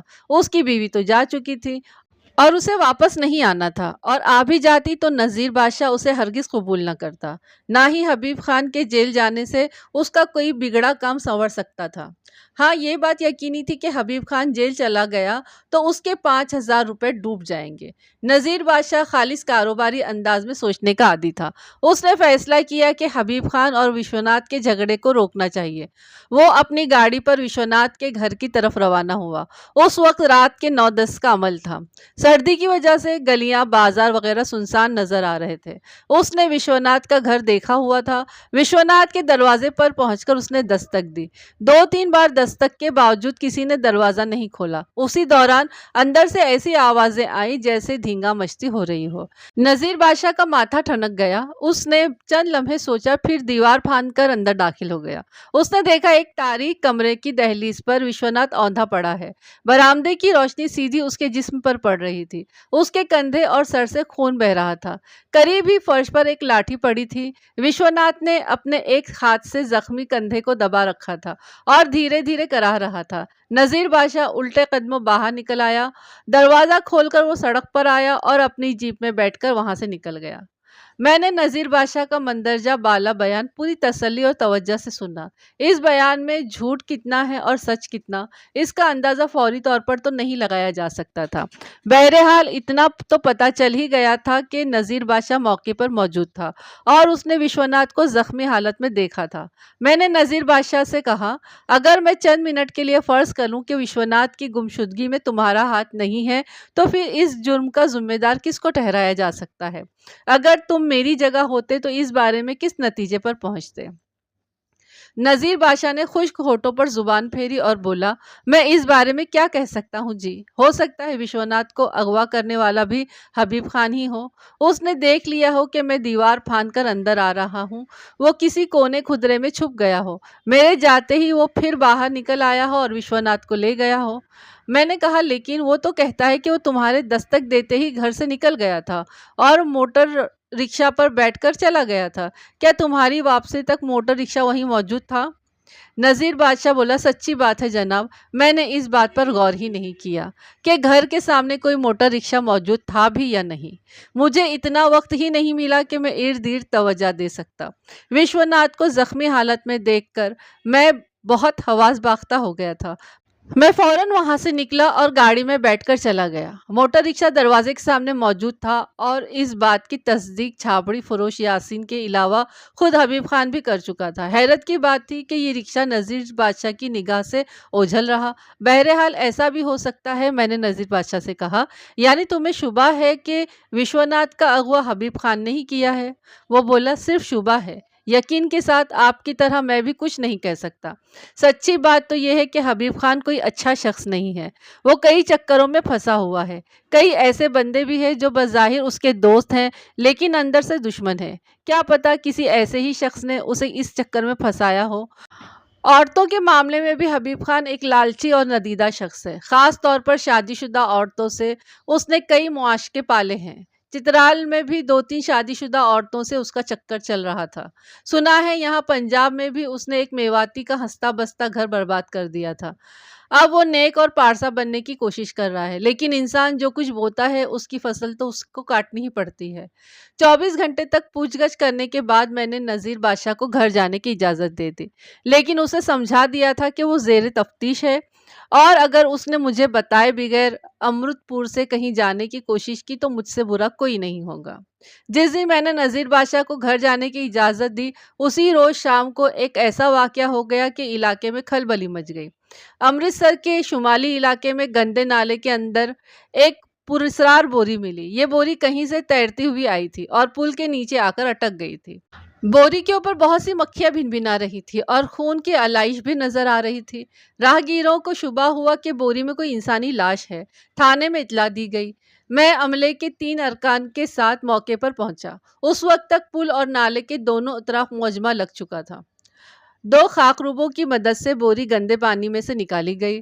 اس میں سے بو کے بھپکے اڑ رہے تھے۔ اسے کھولا گیا تو اندر سے ایک مسخ اور پھولی ہوئی لاش برآمد ہوئی۔ میں وشوناتھ کی تصویر دیکھ چکا تھا، لہٰذا دیکھتے ہی پہچان گیا۔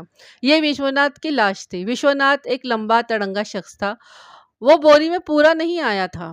اس کا سر بوری سے باہر ہی رہ گیا تھا، لہٰذا سر پر ایک کپڑا ڈال کر اوپر سے رسیاں وغیرہ لپیٹ دی گئی تھی اور یوں اسے پیک کر کے نالے میں پھینک دیا گیا تھا۔ میں نے موقع پر ہی وشوناتھ کا معائنہ کیا۔ وشوناتھ کے گلے میں رسی ڈال کر اس کا گلا گھونٹا گیا تھا۔ یہ رسی اب بھی اس کے گلے میں موجود تھی۔ اس کے علاوہ وشوناتھ کے ایک کندھے پر تیز دھار آلے کا زخم بھی صاف دیکھا جا سکتا تھا۔ یقیناً یہ وہی زخم تھا جو حبیب خان کے چاقو سے آیا تھا۔ ضروری کارروائی کے بعد لاش کو پوسٹ مارٹم کے لیے روانہ کر دیا گیا۔ لاش کی خبر جنگل میں آگ کی طرح پھیل گئی۔ اگلے روز کے اخبارات میں تفصیل سے ذکر ہوا۔ ایک ہندی اخبار نے سرخی لگائی، اغوا کا ڈراپ سنگھ، وشوناتھ کی لاش مل گئی۔ ایس پی صاحب نے مجھے فوری ہیڈ کوارٹر بلایا اور سختی سے تاکید کی کہ حقیقی ملزم گرفتار کیے جائیں اور چالان جلد سے جلد مکمل کر کے عدالت میں پیش کیا جائے۔ ضروری ہو گیا تھا کہ میں نذیر بادشاہ کو پھر گرفتار کر لوں اور اس کے علاوہ ان تمام افراد کو بھی تفتیش میں بٹھایا جائے جن پر کسی طرح کا شبہ ہو سکتا تھا۔ اب یہ قتل کا کیس تھا اور ضرورت اس امر کی تھی کہ تیز رفتاری سے تفتیش کی جائے۔ میری دلچسپی کی چیز وہ رسی تھی جس سے وشوناتھ کا گلا گھونٹا گیا تھا۔ رسی کا یہ ٹکڑا تقریباً 2 فٹ لمبا تھا۔ یہ کوئی عام رسی نہیں تھی۔ کسی درخت کی خشک چھال کو بٹ کر رسی کی شکل دی گئی تھی۔ ایسی رسی میں عموماً خشک انجیریں یا خوبانی وغیرہ پروئی جاتی ہیں۔ جب اس رسی کا باریک بینی سے معائنہ کیا گیا تو یہ اندازہ درست ثابت ہوا، یہ وہی رسی تھی جو خشک میوہ بیچنے والے استعمال کرتے ہیں۔ خشک میوے کا ذکر آتے ہی دھیان میں خود بخود حبیب خان کی طرف چلا گیا۔ جیسا کہ آپ پڑھ چکے ہیں کہ امرتسر آ کر حبیب خان نے خشک میوے کی دکان کر لی تھی۔ 2 دن بعد پوسٹ مارٹم رپورٹ بھی آ گئی۔ وشوناتھ کی لاش کو دستیابی سے تقریباً 48 گھنٹے قبل قتل کیا گیا تھا۔ وہ دم گھٹنے سے ہلاک ہوا تھا۔ اس کی گردن پر رسی کا گہرا نشان موجود تھا جو وقت گزرنے کے ساتھ نیل کی شکل اختیار کر گیا تھا۔ یہ بات تو یقینی تھی کہ وشوناتھ کو حبیب خان نے اپنے ہاتھوں سے ہلاک نہیں کیا۔ وہ پچھلے کئی روز سے پولیس کی حراست میں تھا۔ یہ کام حبیب خان کے کسی ایسے دوست کا ہو سکتا ہے جس کے پاس وشوناتھ کو اغوا کرنے کے بعد رکھا گیا تھا۔ ممکن تھا کہ اپنے سر اور کندھے کے زخموں کی وجہ سے وشوناتھ قریب المرگ ہو گیا ہو۔ اسے علاج معالجے کی ضرورت سے بے نیاز کرنے کے لیے قتل کر کے پھینک دیا گیا ہو۔ لیکن ایک بات مجھے بار بار شک میں مبتلا کر رہی تھی۔ قاتل کو رسی کا ٹکڑا بوری میں رکھنے کی کیا ضرورت تھی؟ کہیں ایسا تو نہیں کہ حبیب خان کو پھنسانے کے لیے جان بوجھ کر ایسی رسی بوری میں رکھی گئی جو انجیر وغیرہ پرونے کے لیے استعمال ہوتی ہے؟ جب میں اس زاویے پر سوچتا تھا تو میرا دھیان ایک بار پھر حبیب خان کی رقیب نذیر بادشاہ کی طرف جانے لگتا۔ نہ جانے کیوں بار بار مجھے یہ شبہ ہوتا تھا کہ حبیب خان لاکھ برا سہی لیکن یہ اغوا اور قتل اس نے نہیں کیا۔ اسے ایک منصوبے کے تحت پھنسانے کی کوشش کی گئی ہے۔ اگر ایسی کوشش کی گئی تھی تو پھر نذیر بادشاہ سے زیادہ کس پر شبہ کیا جا سکتا تھا؟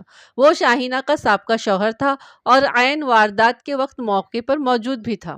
وشوناتھ قتل کیس کی تفتیش جاری تھی کہ ایک روز ایک اہم واقعہ رونما ہوا۔ معمول کی چیکنگ کے دوران دربار صاحب کے علاقے سے ایک ٹیکسی والے کو گرفتار کیا گیا۔ اس کی ٹیکسی بھی پکڑ لی گئی اور بمعا سواریوں کے تھانے پہنچا دی گئی۔ سواریوں میں ایک خوبصورت لڑکی اور گھنی مونچھوں والا ایک جوان سالہ شخص تھا۔ وہ نشے میں تھا اور شکل و صورت سے ہی رنگین مزاج نظر آتا تھا۔ لڑکی بھی آفت کی پرکارہ لگتی تھی۔ اس نے نیم عریاں لباس پہن رکھا تھا۔ قمیص کا گریبان خطرناک حد تک کشادہ تھا اور وہ باریک کپڑے کی ایسی چست चुस्त पतलून पहने हुए थी, जिसे देखकर यूं लगता था कि टांगों पर सुर्ख रंग किया हुआ हो। दरहकीकत पुलिस वालों ने इस लड़की को देखकर चेकिंग के लिए रोका था। उसने पहले तो बहुत शोर मचाया था और वो फलां की बेटी है और वो फलां की भतीजी है, पुलिस वालों पर केस कर देगी, उनकी पेटियां उतार देगी, वगैरह वगैरह। लेकिन जल्द ही पता चल गया कि वो एक तवाइफजादी है और अपने शराबी गाहक के साथ रात बसर करने उसकी कोठी में जा रही है। ये इंकिशाफ होने के बाद वो मिन्नत समाजत पर उतर आई थी।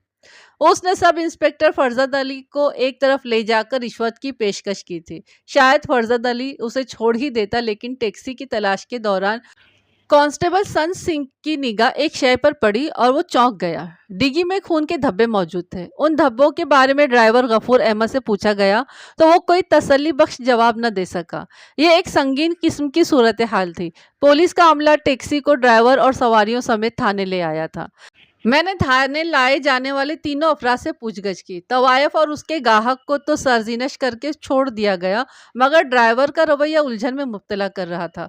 उसका कहना था कि टैक्सी का असल मालिक मुबीन अख्तर नामी एक शख्स है और वो उजरत पर रात के वक्त टैक्सी चलाता है। उसे कुछ नहीं मालूम कि डिक्की में खून के ये धब्बे कैसे हैं। दर हकीकत ड्राइवर गफूर अहमद बहुत घबराया हुआ था। अगर वो नाके पर ही कह देता कि किसी सवारी ने गोश्त या ज़ुबा की हुई मुर्गियां वगैरह यहाँ रखवाई थी तो उसे छोड़ दिया जाता, लेकिन वो अपने सर से बला टालने के लिए बार बार टैक्सी के मालिक मुबीन अख्तर का नाम ले रहा था। अब ज़रूरी हो गया था कि उस मुबीन साहब से भी मिल लिया जाए। टैक्सी ड्राइवर से गुफ्तगू करते हुए मेरे वहमो गुमान में मैं न था कि खून के उन धब्बों का सिलसिला विश्वनाथ के कत्ल से जा मिलेगा। यही वजह थी कि मैंने टैक्सी ड्राइवर के साथ खुद जाना जरूरी नहीं समझा और ये काम सब इंस्पेक्टर फरजंद अली के सुपुर्द कर दिया। ताहम एन मौके पर सब इंस्पेक्टर फरजंद अली को हेडक्वार्टर से बुलावा आ गया और मुझे गफूर अहमद की बेहद खटारा टैक्सी में बैठकर खुद मुबीन अख्तर के पास जाना पड़ा। जिस शख्स को मुबीन अख्तर कहा जा रहा था उसका घर लारी अड्डे के करीब एक कच्ची आबादी में था।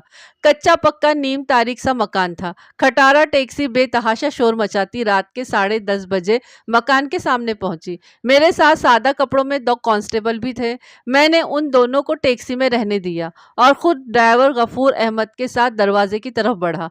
दूसरी तीसरी दस्तक में एक अधेड़ उम्र शख्स ने दरवाजा खोला और मुझे देखकर गड़बड़ा गया। मैं वर्दी में था और किसी शख्स को घर का दरवाजा खोलने पर सामने पुलिस नजर आए तो वो घबराया ही करता है। क्या बात है गफूर? अधेड़ उम्र शख्स ने गफूर से पूछा। ये इंस्पेक्टर साहब है, तुमसे कुछ पूछना चाहते हैं। गफूर अहमद ने गोया मुसीबत का ऐलान किया। जी फरमाइए, अधेड़ उम्र ने बाहर निकलते हुए कहा। उसने शलवार कमीज पहन रखी थी, कद लंबा और रंग जरा सा सांवला था। मैंने कहा बाहर ना निकलो, अंदर चलो, ये बात गली में करने वाली नहीं है। उसे तकरीबन धकेलता हुआ अंदर ले गया। अधेड़ उम्र शख्स का नाम मुबीन अख्तर था। अब ड्राइवर की तरह वो भी थर थर कांपने लगा था। मैंने उससे पूछा कि इस घर में उसके अलावा और कौन कौन रहता है। वो ठेठ उर्दू में बोला, जी एक मैं हूँ, एक मेरा छोटा भैया है, एक बच्चा उसका है, 3 मेरे हैं। इसकी जोजा फौत हो चुकी है। मेरे जोजा और वालदा मेरे साथ ही रहती हैं। मैंने पूछा तुम्हारा रोजगार क्या है? वो बोला मैं कारपोरेशन में मुलाजिम हूँ। थोड़े पैसे जमा करके 500 रुपए में मैंने ये टैक्सी ली थी। खुद तो थका मंदा होता हूँ, रात को चला नहीं सकता, ड्राइवर को उजरत पर दे देता हूँ। अभी मैं मुबीन अख्तर से तारुफी गुफ्तगू कर ही रहा था कि एक अजीब वाकया रोनुमा हुआ। बैरूनी दरवाजे पर खटपट हुई और कोई सुस्त कदमों से चलता हुआ कमरे के तरफ आया। सर्दी का मौसम था। उस शख्स ने अपना मुंह और सर गर्म चादर में लपेट रखा था। सिर्फ आंखें और नाक का थोड़ा सा हिस्सा नजर आ रहा था। दरवाजे पर कदम रखते ही उसकी निगाह मुझ पर पड़ी और वो बुरी तरह ठिठक गया। सिर्फ एक लम्हे के लिए वो दहलीज पर पत्थर की तरह साकित नजर आया, फिर पीछे हटा और किसी छलावे की तरह वापस भागा। उसे भागते देखकर मैं भी बैठा नहीं रह सका। ठहरो, मैंने चीख कर कहा और हॉलिस्टर से रिवॉल्वर निकालकर उसके पीछे लपका। वो शख्स सुनी अनसुनी करते हुए तीर की मानिंद सनसनाता हुआ बैरूनी दरवाजे से निकल गया। उसके हाथ में कोई शय थी जो उसने दरवाजे के करीब फेंक दी थी। मैंने पूरी रफ्तार से उसका ताक़ुब किया। मैं चाहता तो बआसानी उस पर गोली चला सकता था, लेकिन बगैर जाने बूझे मैं उसे जख्मी या हलाक नहीं करना चाहता था। मैं जब उस शख्स के पीछे भागा हुआ बाहर निकला तो टैक्सी में बैठे दोनों कांस्टेबल भी निकलकर उसके पीछे दौड़े। हम गली के मोड़ पर पहुंचे तो वो हमारी निगाहों से ओझल था। यहाँ से 2 रास्ते फूटते थे। अब मालूम नहीं था कि वो किस रास्ते पर गया है। मैंने दोनों कांस्टेबल کانسٹیبلوں کو بائیں جانب والے راستے پر دوڑا دیا اور خود دائیں جانب والے راستے کی طرف بھاگا۔ تقریباً 100 گز آگے میں نے اسے دیکھ لیا۔ اس نے اپنی چادر اتار کر پھینک دی تھی اور بھینسوں کے ایک باڑے میں کچی دیوار پھاند رہا تھا۔ میں نے بھی اس کے پیچھے دیوار پھاندی اور اندر داخل ہو گیا۔ مویشیوں کے درمیان سے گزر کر وہ شخص دوسری طرف والی دیوار پر چڑھ رہا تھا اور وہ باہر کود گیا۔ اس کے کودتے ہی دیوار کے اس پار سریلی چیخیں گونجی۔ ایک لمحے بعد میں بھی دیوار کے اوپر تھا۔ میں نے دیکھا یہ کسی کے گھر کا صحن تھا۔ یہاں شامیانہ لگا ہوا تھا اور بلبوں کی زرد روشنی میں بہت سی زرق برق لڑکیاں، عورتیں چیختی چلاتی ہوئی بھاگ رہی تھی۔ در حقیقت یہ شادی والا گھر تھا۔ چند لمحے پہلے یہاں ڈھولک بجائی جا رہی تھی۔ میرے دیکھتے ہی دیکھتے بھاگنے والے شخص نے ایک لڑکے کے ہاتھ سے لاٹھی چھین لی، جیسا کہ بعد میں معلوم ہوا کہ یہ بھی ایک لڑکی ہی تھی جس نے مردانہ لباس پہن کر پگڑی باندھ رکھی تھی اور لڑکیوں کے ساتھ مل کر گانا بجانا کر رہی تھی۔ جو ہی میں دیوار سے کودا، بھاگنے والے نے بے درئی مجھ پر لاٹھی چلائی۔ یہ بڑا کارگر وار تھا۔ لاٹھی کی شدید ضرب میرے داہنے ہاتھ پر پڑی اور ریوالور میرے ہاتھ سے نکل گیا۔ انگلیوں سے لے کر کندھے کے جوڑ تک سارا بازو سن ہو کر رہ گیا۔ دوسرا وار بے حد پھرتی سے میرے سر پر کیا گیا۔ کوشش کے باوجود بھی میں سر کو نہیں بچا سکا اور آنکھوں کے سامنے تارے ناچ گئے۔ ٹوپی اچھل کر دور جا گری۔ پہلی بار میری نگاہ حملہ آور کے چہرے پر پڑی اور میں سن رہ گیا۔ وہ میرے لیے اجنبی نہیں تھا، لیکن میں یہ نہیں جانتا تھا کہ یہ معمولی سا شخص میرے لیے اتنا سخت جان مد مقابل ثابت ہوگا۔ اس نے بڑی مہارت سے لاٹھی چلائی اور مجھے کئی زوردار چوٹیں لگائیں۔ اس سے پہلے کہ کوئی چوٹ فیصلہ کن ثابت ہوتی اور میں چاروں شانے چت ہو جاتا، مجھے ایک موقع مل گیا۔ میں اپنا سر بچانے کی کوشش میں نیچے جھکا اور ایک جھٹکے سے وہ دری کھینچ لی جو لڑکیوں نے ڈھولک بجانے کے لیے زمین پر بچھا رکھی تھی۔ مد مقابل پشت کے بل زمین پر گرا۔ میں نے چھلانگ لگا کر اسے دبوچ لیا۔ اس کو پھینٹی لگانے کے نیک کام میں چند عورتوں اور لڑکیوں نے بھی میرا ساتھ دیا اور مار مار کر اسے نڈھال کر دیا۔ کچھ دیر بعد میرے دونوں کانسٹیبل بھی موقع پر پہنچ گئے اور میرے اشارے پر انہوں نے خوانچہ فروش کو ہتکڑی لگا دی۔ خوانچہ فروش کے ذکر پر آپ سارے چونک گئے ہوں گے نا؟ جی ہاں، یہ وہی خوانچہ فروش یاسین تھا جو سردیوں کی راتوں میں گھوم گھوم کر گرم انڈے اور ربڑی کی آوازیں لگاتا تھا، اور جس نے چند ہفتے پہلے یہ بیان دیا تھا کہ اس نے واردات کی رات حبیب خان کو ایک موٹر رکشہ سے اتر کر وشوناتھ کے گھر میں داخل ہوتے اور پھر غائب ہوتے دیکھا تھا۔ آبادی کے بہت سے لوگ ہمارے ارد گرد جمع ہو چکے تھے۔ یاسین کو جلوس کی شکل میں واپس اس مکان میں لایا گیا جہاں سے وہ بھاگا تھا۔ ڈرائیور غفور اور ادھیڑ عمر شخص مبین اختر دروازے پر کھڑے تھے اور بے حد خوفزدہ نظر آ رہے تھے۔ یہاں پہنچ کر معلوم ہوا کہ یہی خوانچہ فروش مبین اختر کا چھوٹا بھائی ہے۔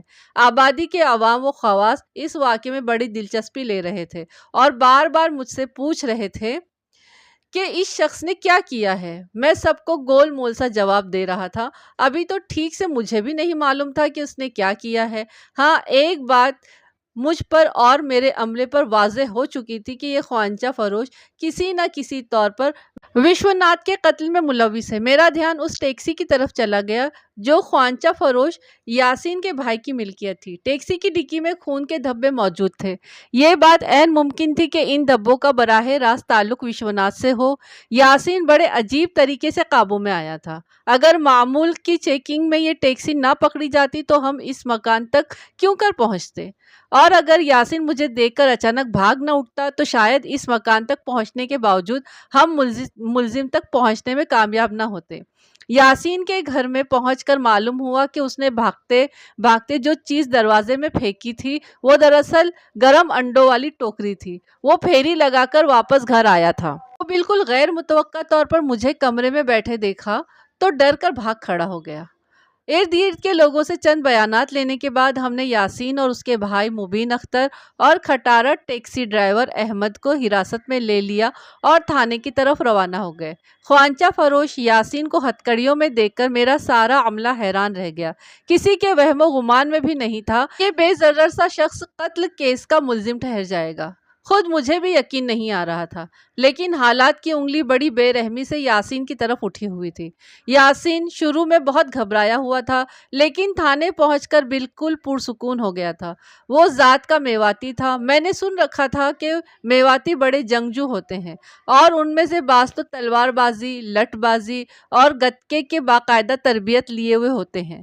آج اپنی آنکھوں سے یہ سب دیکھ لیا تھا۔ شامیانے کے اندر یاسین نے جس مہارت اور بے خوفی سے مجھ پر لاٹھی گھمائی تھی، اگر چند سیکنڈ اسے اور مل جاتے تو یقیناً مجھے ناقابل تلافی نقصان پہنچا دیتا۔ کیس کے آغاز میں یاسین نے یہ بیان دیا تھا کہ اس نے حبیب خان کو وشوناتھ کے گھر میں داخل ہوتے دیکھا ہے۔ دوسرے لفظوں میں حبیب خان کو پھنسانے والا یہی یاسین تھا۔ اب ایسا دکھائی دے رہا تھا کہ یاسین خود اس اغوا اور قتل میں ملوث ہے۔ اگر ایسا تھا تو کیوں ہوا تھا ایسا؟ اس کے لیے یاسین کی زبان کھلوانے کی ضرورت تھی۔ یاسین نے بہت مشکل سے زبان کھولی، لیکن جب ایک بار کھولی تو پھر کچھ بھی نہیں چھپایا۔ آنکھوں میں آنسو بھر کر اور چہرے پر جوش سجا کر وہ بولتا چلا گیا، بڑی روانی سے، بڑے اعتماد سے۔ سب اسے خاموشی سے سنتے رہے۔ اس نے کہا، میں وشوناتھ کا قاتل ہوں اور مجھے اس بات پر بے حد افسوس ہے۔ کاش میں حبیب خان کا قاتل ہوتا۔ میں نے اگر سزائے موت پائی تو مجھے اپنے پھانسی چڑھنے کا افسوس نہیں ہوگا، صرف اس بات کا افسوس ہوگا کہ میں حبیب خان کے بجائے ایک بے گناہ کے قتل میں پھانسی پا رہا ہوں۔ کاش وشوناتھ مجھے اپنے قتل کرنے پر مجبور نہ کرتا، کاش وہ میری بات مان جاتا۔ وہ ہچکیوں سے رونے لگا۔ کچھ دیر رو چکا تو اس واقعے کی تفصیلات بتانے لگا۔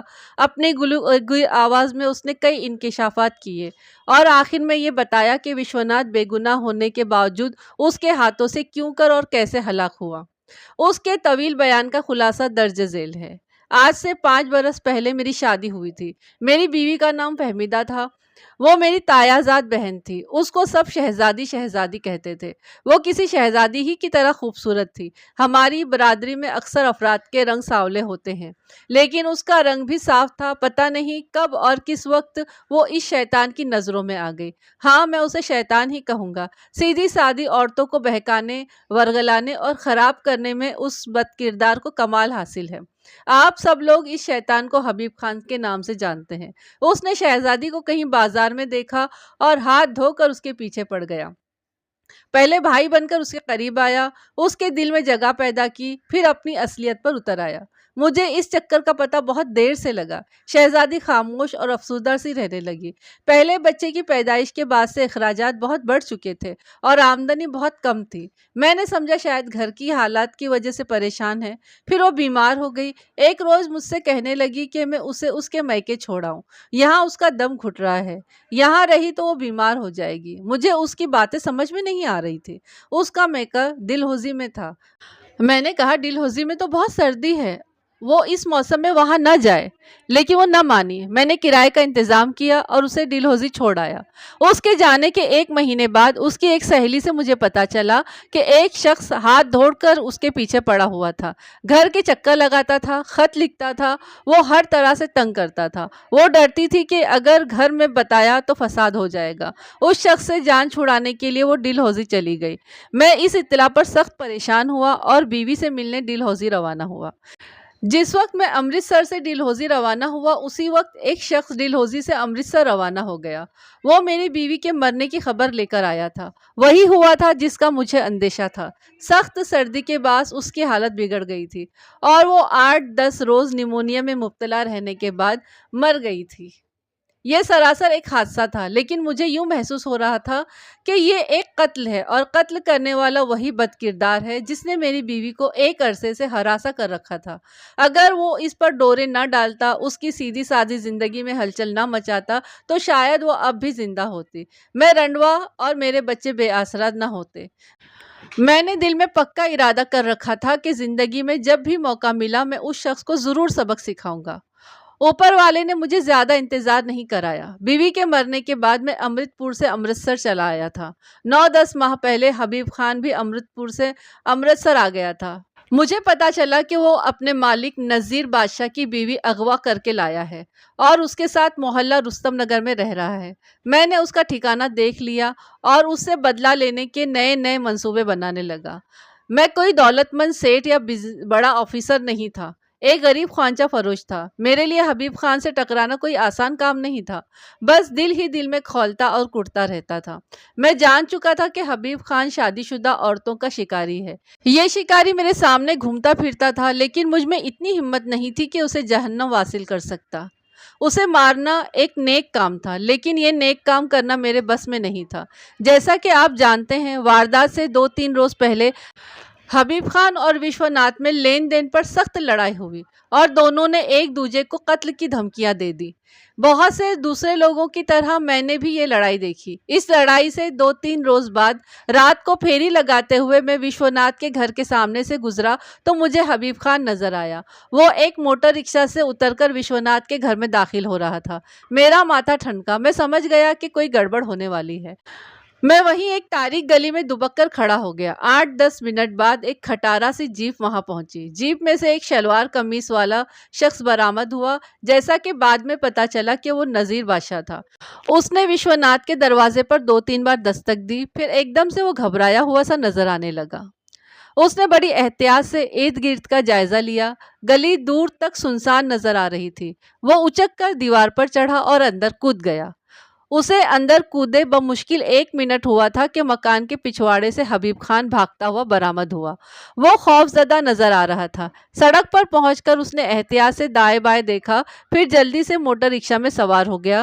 رکشہ والے نے اس کے بیٹھتے ہی رکشہ اسٹارٹ کیا اور آگے بڑھا دیا۔ اسی دوران نذیر بادشاہ بھی دروازہ کھول کر باہر نکلا اور اپنی کھٹارا جیپ میں بیٹھ کر فوراً ہی 9-2-11 ہو گیا۔ اب اس بات میں شبے کی کوئی گنجائش نہیں تھی کہ مکان میں کوئی گڑبڑ ہو چکی ہے۔ میں 15-20 منٹ تک وہیں تاریک گلی میں کھڑا رہا، پھر وشوناتھ کے گھر میں داخل ہو گیا۔ میں نے وشوناتھ کو کمرے کی دہلیز پر دیکھا۔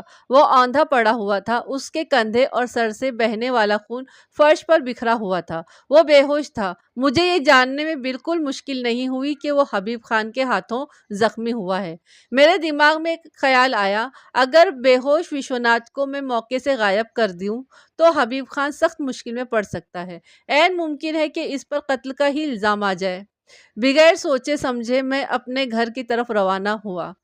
میرا گھر وشوناتھ کے گھر سے زیادہ دور نہیں تھا۔ اگر چھوٹی گلیوں سے ہو کر نکلا جائے تو 10-12 منٹ میں بندہ پہنچ جائے۔ میں بھاگتا ہوا گیا، اس لیے 10 منٹ سے بھی پہلے وہاں پہنچ گیا۔ بھائی جی کی ٹیکسی اس رات گھر ہی میں تھی۔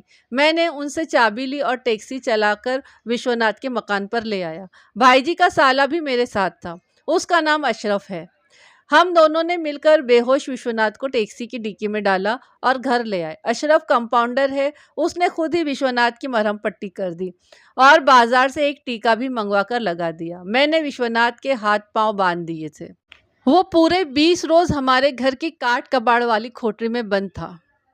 بھائی جی، ڈرائیور غفور اور میرے علاوہ کسی کو بھی اس بات کا پتہ نہیں تھا۔ اس دوران میں میرے بیان پر حبیب خان کو گرفتار کر لیا گیا تھا اور اس پر مار پیٹ اور اغوا کا کیس بن چکا تھا۔ اب میری سمجھ میں نہیں آ رہا تھا کہ وشوناتھ کا کیا کروں۔ ہفتے 2 ہفتے کی بات اور تھی، لیکن اب مہینوں اسے یہاں بند رکھنا نہیں رکھا جا سکتا تھا۔ میں نے سوچا کہ اسے کسی طرح ڈلہوزی بھجوا دوں اور کم از کم اس وقت تک قید میں رکھوں جب تک کہ حبیب خان کو سزا نہیں سنا دی جاتی۔ لیکن اسی دوران ایک خطرناک واقعہ ہو گیا۔ ایک روز وشوناتھ نے کسی طرح اپنے ہاتھوں کی بندشیں کھول لی اور منہ سے کپڑا نکال کر چیخنے چلانے لگا۔ آپ نے دیکھا ہی ہے کہ ہمارا گھر گنجان آبادی میں ہے۔ وہ اسی طرح چیختا رہتا تو اڑوس پڑوس والے ہوشیار ہو جاتے۔ میں دروازہ کھول کر کوٹری میں داخل ہوا تو وشوناتھ مجھ سے گتھم گتھا ہو گیا۔ میں نے ڈرائیور غفور کے ساتھ مل کر اسے دبوچ لیا، لیکن وہ مسلسل گلا پھاڑ کر چیخ رہا تھا، چلا رہا تھا۔ میں نے اس کی آواز بند کرنے کے لیے ایک ایزار بند سے اس کا گلا دبانا شروع کر دیا۔ میں اسے قتل نہیں کرنا چاہتا تھا، لیکن اس نے آخری وقت تک جدوجہد جاری رکھی۔ میں بھی اس کا گلا دباتا رہا۔ اسی دوران ایک پڑوسی شور سن کر ہمارے گھر میں بھی آیا۔ خوف کی وجہ سے مجھے کچھ پتا نہیں چلا کہ میں کیا کر رہا ہوں۔ ایک دم وشوناتھ کا جسم ڈھیلا پڑ گیا۔ میں نے کوٹری کے اندھیرے میں آنکھیں پھاڑ پھاڑ کر دیکھا، وہ مر چکا تھا۔ اب ہمارے پاس اس کے سوا کوئی چارہ نہیں تھا کہ لاش کہیں پھینک دیں۔ لاش کو ایک بورے میں بند کیا گیا۔ میں نے خشک انجیروں میں پروئی جانے والی ایک رسی خاص طور سے حاصل کی اور بوری میں ڈال دی۔ مقصد یہی تھا کہ حبیب خان پر پولیس کا شک اور مضبوط ہو جائے۔ بعد ازاں ہم رات کے وقت بوری کو ٹیکسی میں لاد کر گندے نالے میں پھینک آئے۔ حوالات میں حبیب خان میرے سامنے بیٹھا تھا، اس نے داڑھی رکھ لی تھی، یہ داڑھی آنسو سے بھیگی ہوئی تھی، کچھ آنسو داڑھی کے بالوں سے گزرنے کے بعد گردن تک بہہ رہے تھے۔ وہ کہہ رہا تھا، انسپکٹر صاحب، بہت گنہگار بندہ ہوں میں، اتنے گناہ کیے ہیں کہ گئے دنوں کا سوچ کر بھی شرمندگی ہوتی ہے، لیکن میں یہ بھی مانتا ہوں کہ وہ اوپر والا معاف کرنے والا ہے، اس کے خزانے میں کسی کے لیے کوئی کمی نہیں ہے، اس کی رحمت جوش میں آتی ہے تو بدبخت ترین انسان بھی محروم نہیں رہتے۔ ہو سکتا ہے کہ وہ غفور الرحیم مجھے بھی بخش دے، لیکن میں یہ سب کچھ آپ سے اس لیے نہیں کہہ رہا کہ میں اپنی سزا میں کوئی رعایت چاہتا ہوں، خدا کی قسم ایسا نہیں ہے، مجھے سزا دے، پوری سختی سے دیں۔ میں آپ کو صرف یہ بتانا چاہ رہا ہوں کہ میں نے اپنے آپ سے اپنی زندگی کا رخ بدلنے کا عہد کر لیا ہے۔ میں جیل میں ناظرہ قرآن مجید پڑھ رہا ہوں اور 5 وقت کی نماز بھی دوبارہ شروع کر دی ہے۔ میں خدا کو حاضر ناظر جان کر قسم کھا چکا ہوں کہ شاہینہ میری زندگی میں آنے والی آخری عورت ہوگی۔ میں رات دن یہ دعا کرتا ہوں کہ رب العزت مجھے اس عہد پر قائم رہنے کی توفیق بخشے۔ میں نے چند روز کے اندر حبیب خان، یاسین اور دیگر ملزموں کے خلاف چالان مکمل کر کے عدالت میں بھیج دیا۔ دستور کی عدالتی کارروائی کے بعد حبیب خان کو مار پیٹ، اغوا اور دھوکہ دہی کی مختلف دفعات کے تحت 5 سال بامشقت سزا ہوئی۔ 2.5 سال پہلے درج ہونے والے ڈکیتی کے کیس میں بھی اسے 1 سال کی سزا ہوئی۔ اس کیس میں یہ ثابت ہو گیا تھا کہ حبیب خان نے واقعی سبھاش ناتھ کو 4,000 روپے دیے تھے، لہٰذا جج نے صرف آرمز ایکٹ کے تحت سزا سنائی اور لوٹ مار کے الزامات کو غلط قرار دیا۔ یاسین کو قتل اور اغوا کے جرم میں 12 سال قید بامشقت اور اس کے بھائی مبین اختر اور ڈرائیور غفور کو اعانت جرم میں بالترتیب 5 سال اور 3 سال کی سزا ہوئی۔ انسان زندگی کے راستے پر اپنی بدعمالیوں سے جو دھول اڑاتا ہے وہ بہت دور تک اس کا پیچھا کرتی ہے۔ یہ حقیقت ہے کہ حبیب خان نے شاہینہ سے ٹوٹ کر عشق کیا تھا اور اسے اپنانے کے بعد وہ ہر بے راہ و روی سے تائب ہو گیا تھا۔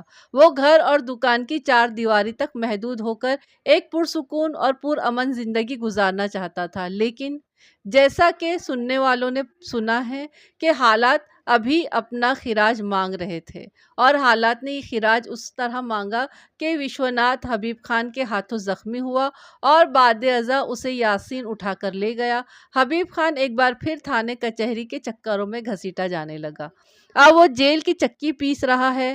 اپنی آخری محبت شاہینہ کو دوبارہ پانے کے لیے اسے کم از کم 6 سال کی سزا بھگتنی ہے اور اس بھٹی میں جلنا ہے۔ اس کہانی کا مظلوم ترین کردار یاسین تھا۔ اپنی بیوی کی موت کا بدلہ لینے کے چکر میں اس نے ایک بے گناہ شخص کے خون سے اپنے ہاتھ رنگ لیے اور ایک بے آسرا بچے کو بالکل بے آسرا کر دیا۔ شاید مکافات عمل کے تحت اسے کسی نامعلوم جرم کی سزا مل گئی تھی۔ اس کہانی کا تیسرا اہم کردار نذیر بادشاہ سن 45 تک امرت پور میں خوش و خرم زندگی گزار رہا تھا۔ اس نے ایک پنجابی عورت سے شادی کر لی تھی اور اپنا کاروبار امرتسر اور چندی گڑھ تک بڑھا لیا تھا۔ حقیقت ہے کہ انسان کے اپنے کیے ہوئے گناہ اس کا پیچھا کبھی نہیں چھوڑتے، کہیں نہ کہیں وہ آ کر اس کی زندگی کو تہس نہس کر دیتے ہیں۔ اگر یہ حبیب خان اس رات وشوناتھ کے گھر نہیں جاتا تو یہ سب کچھ نہیں ہوتا، نہ اس کو وہ زخمی کرتا، نہ یاسین اس بات کا فائدہ اٹھاتا۔ اور یاسین نے بھی کتنا غلط کیا، وار کرنا سامنے سے کر لیتا وار، لیکن اس طرح کسی بے گناہ کا قتل تو نہیں آتا سر پر۔ اور بیچارہ وشوناتھ باپ کے کی ہوئی غلطی کی سزا اس نے پائی ہے۔ اس لیے کہتے ہیں نا، جو بڑے بزرگ کرتے ہیں اس کی سزا بچوں کو ملتی ہے۔ چلیے، اب آج کی کہانی ہماری ختم ہو گئی ہے۔ آپ لوگ سنیے اور آپ لوگوں کو پسند آئے تو آپ لوگ لائک کریے، شیئر کریے اور کمنٹس لکھیے۔ لائک تو آپ لوگ سنتے وقت ہی کر دیا کریں، جیسے سننا شروع کرے تبھی، اور پلیز کمنٹس کریے۔ میں نے آپ لوگوں سے گفٹ مانگا ہے نا، کمنٹس تو دیجئے نا، گفٹ گفٹ بھی مانگ کر لینا پڑ رہا ہے، دیجئے۔ چلیے ملتے ہیں اگلی کہانی کے ساتھ میں۔ اپنا خوب سارا خیال رکھیے اور مجھے دعاؤں میں یاد رکھیے۔ السلام علیکم، اللہ حافظ۔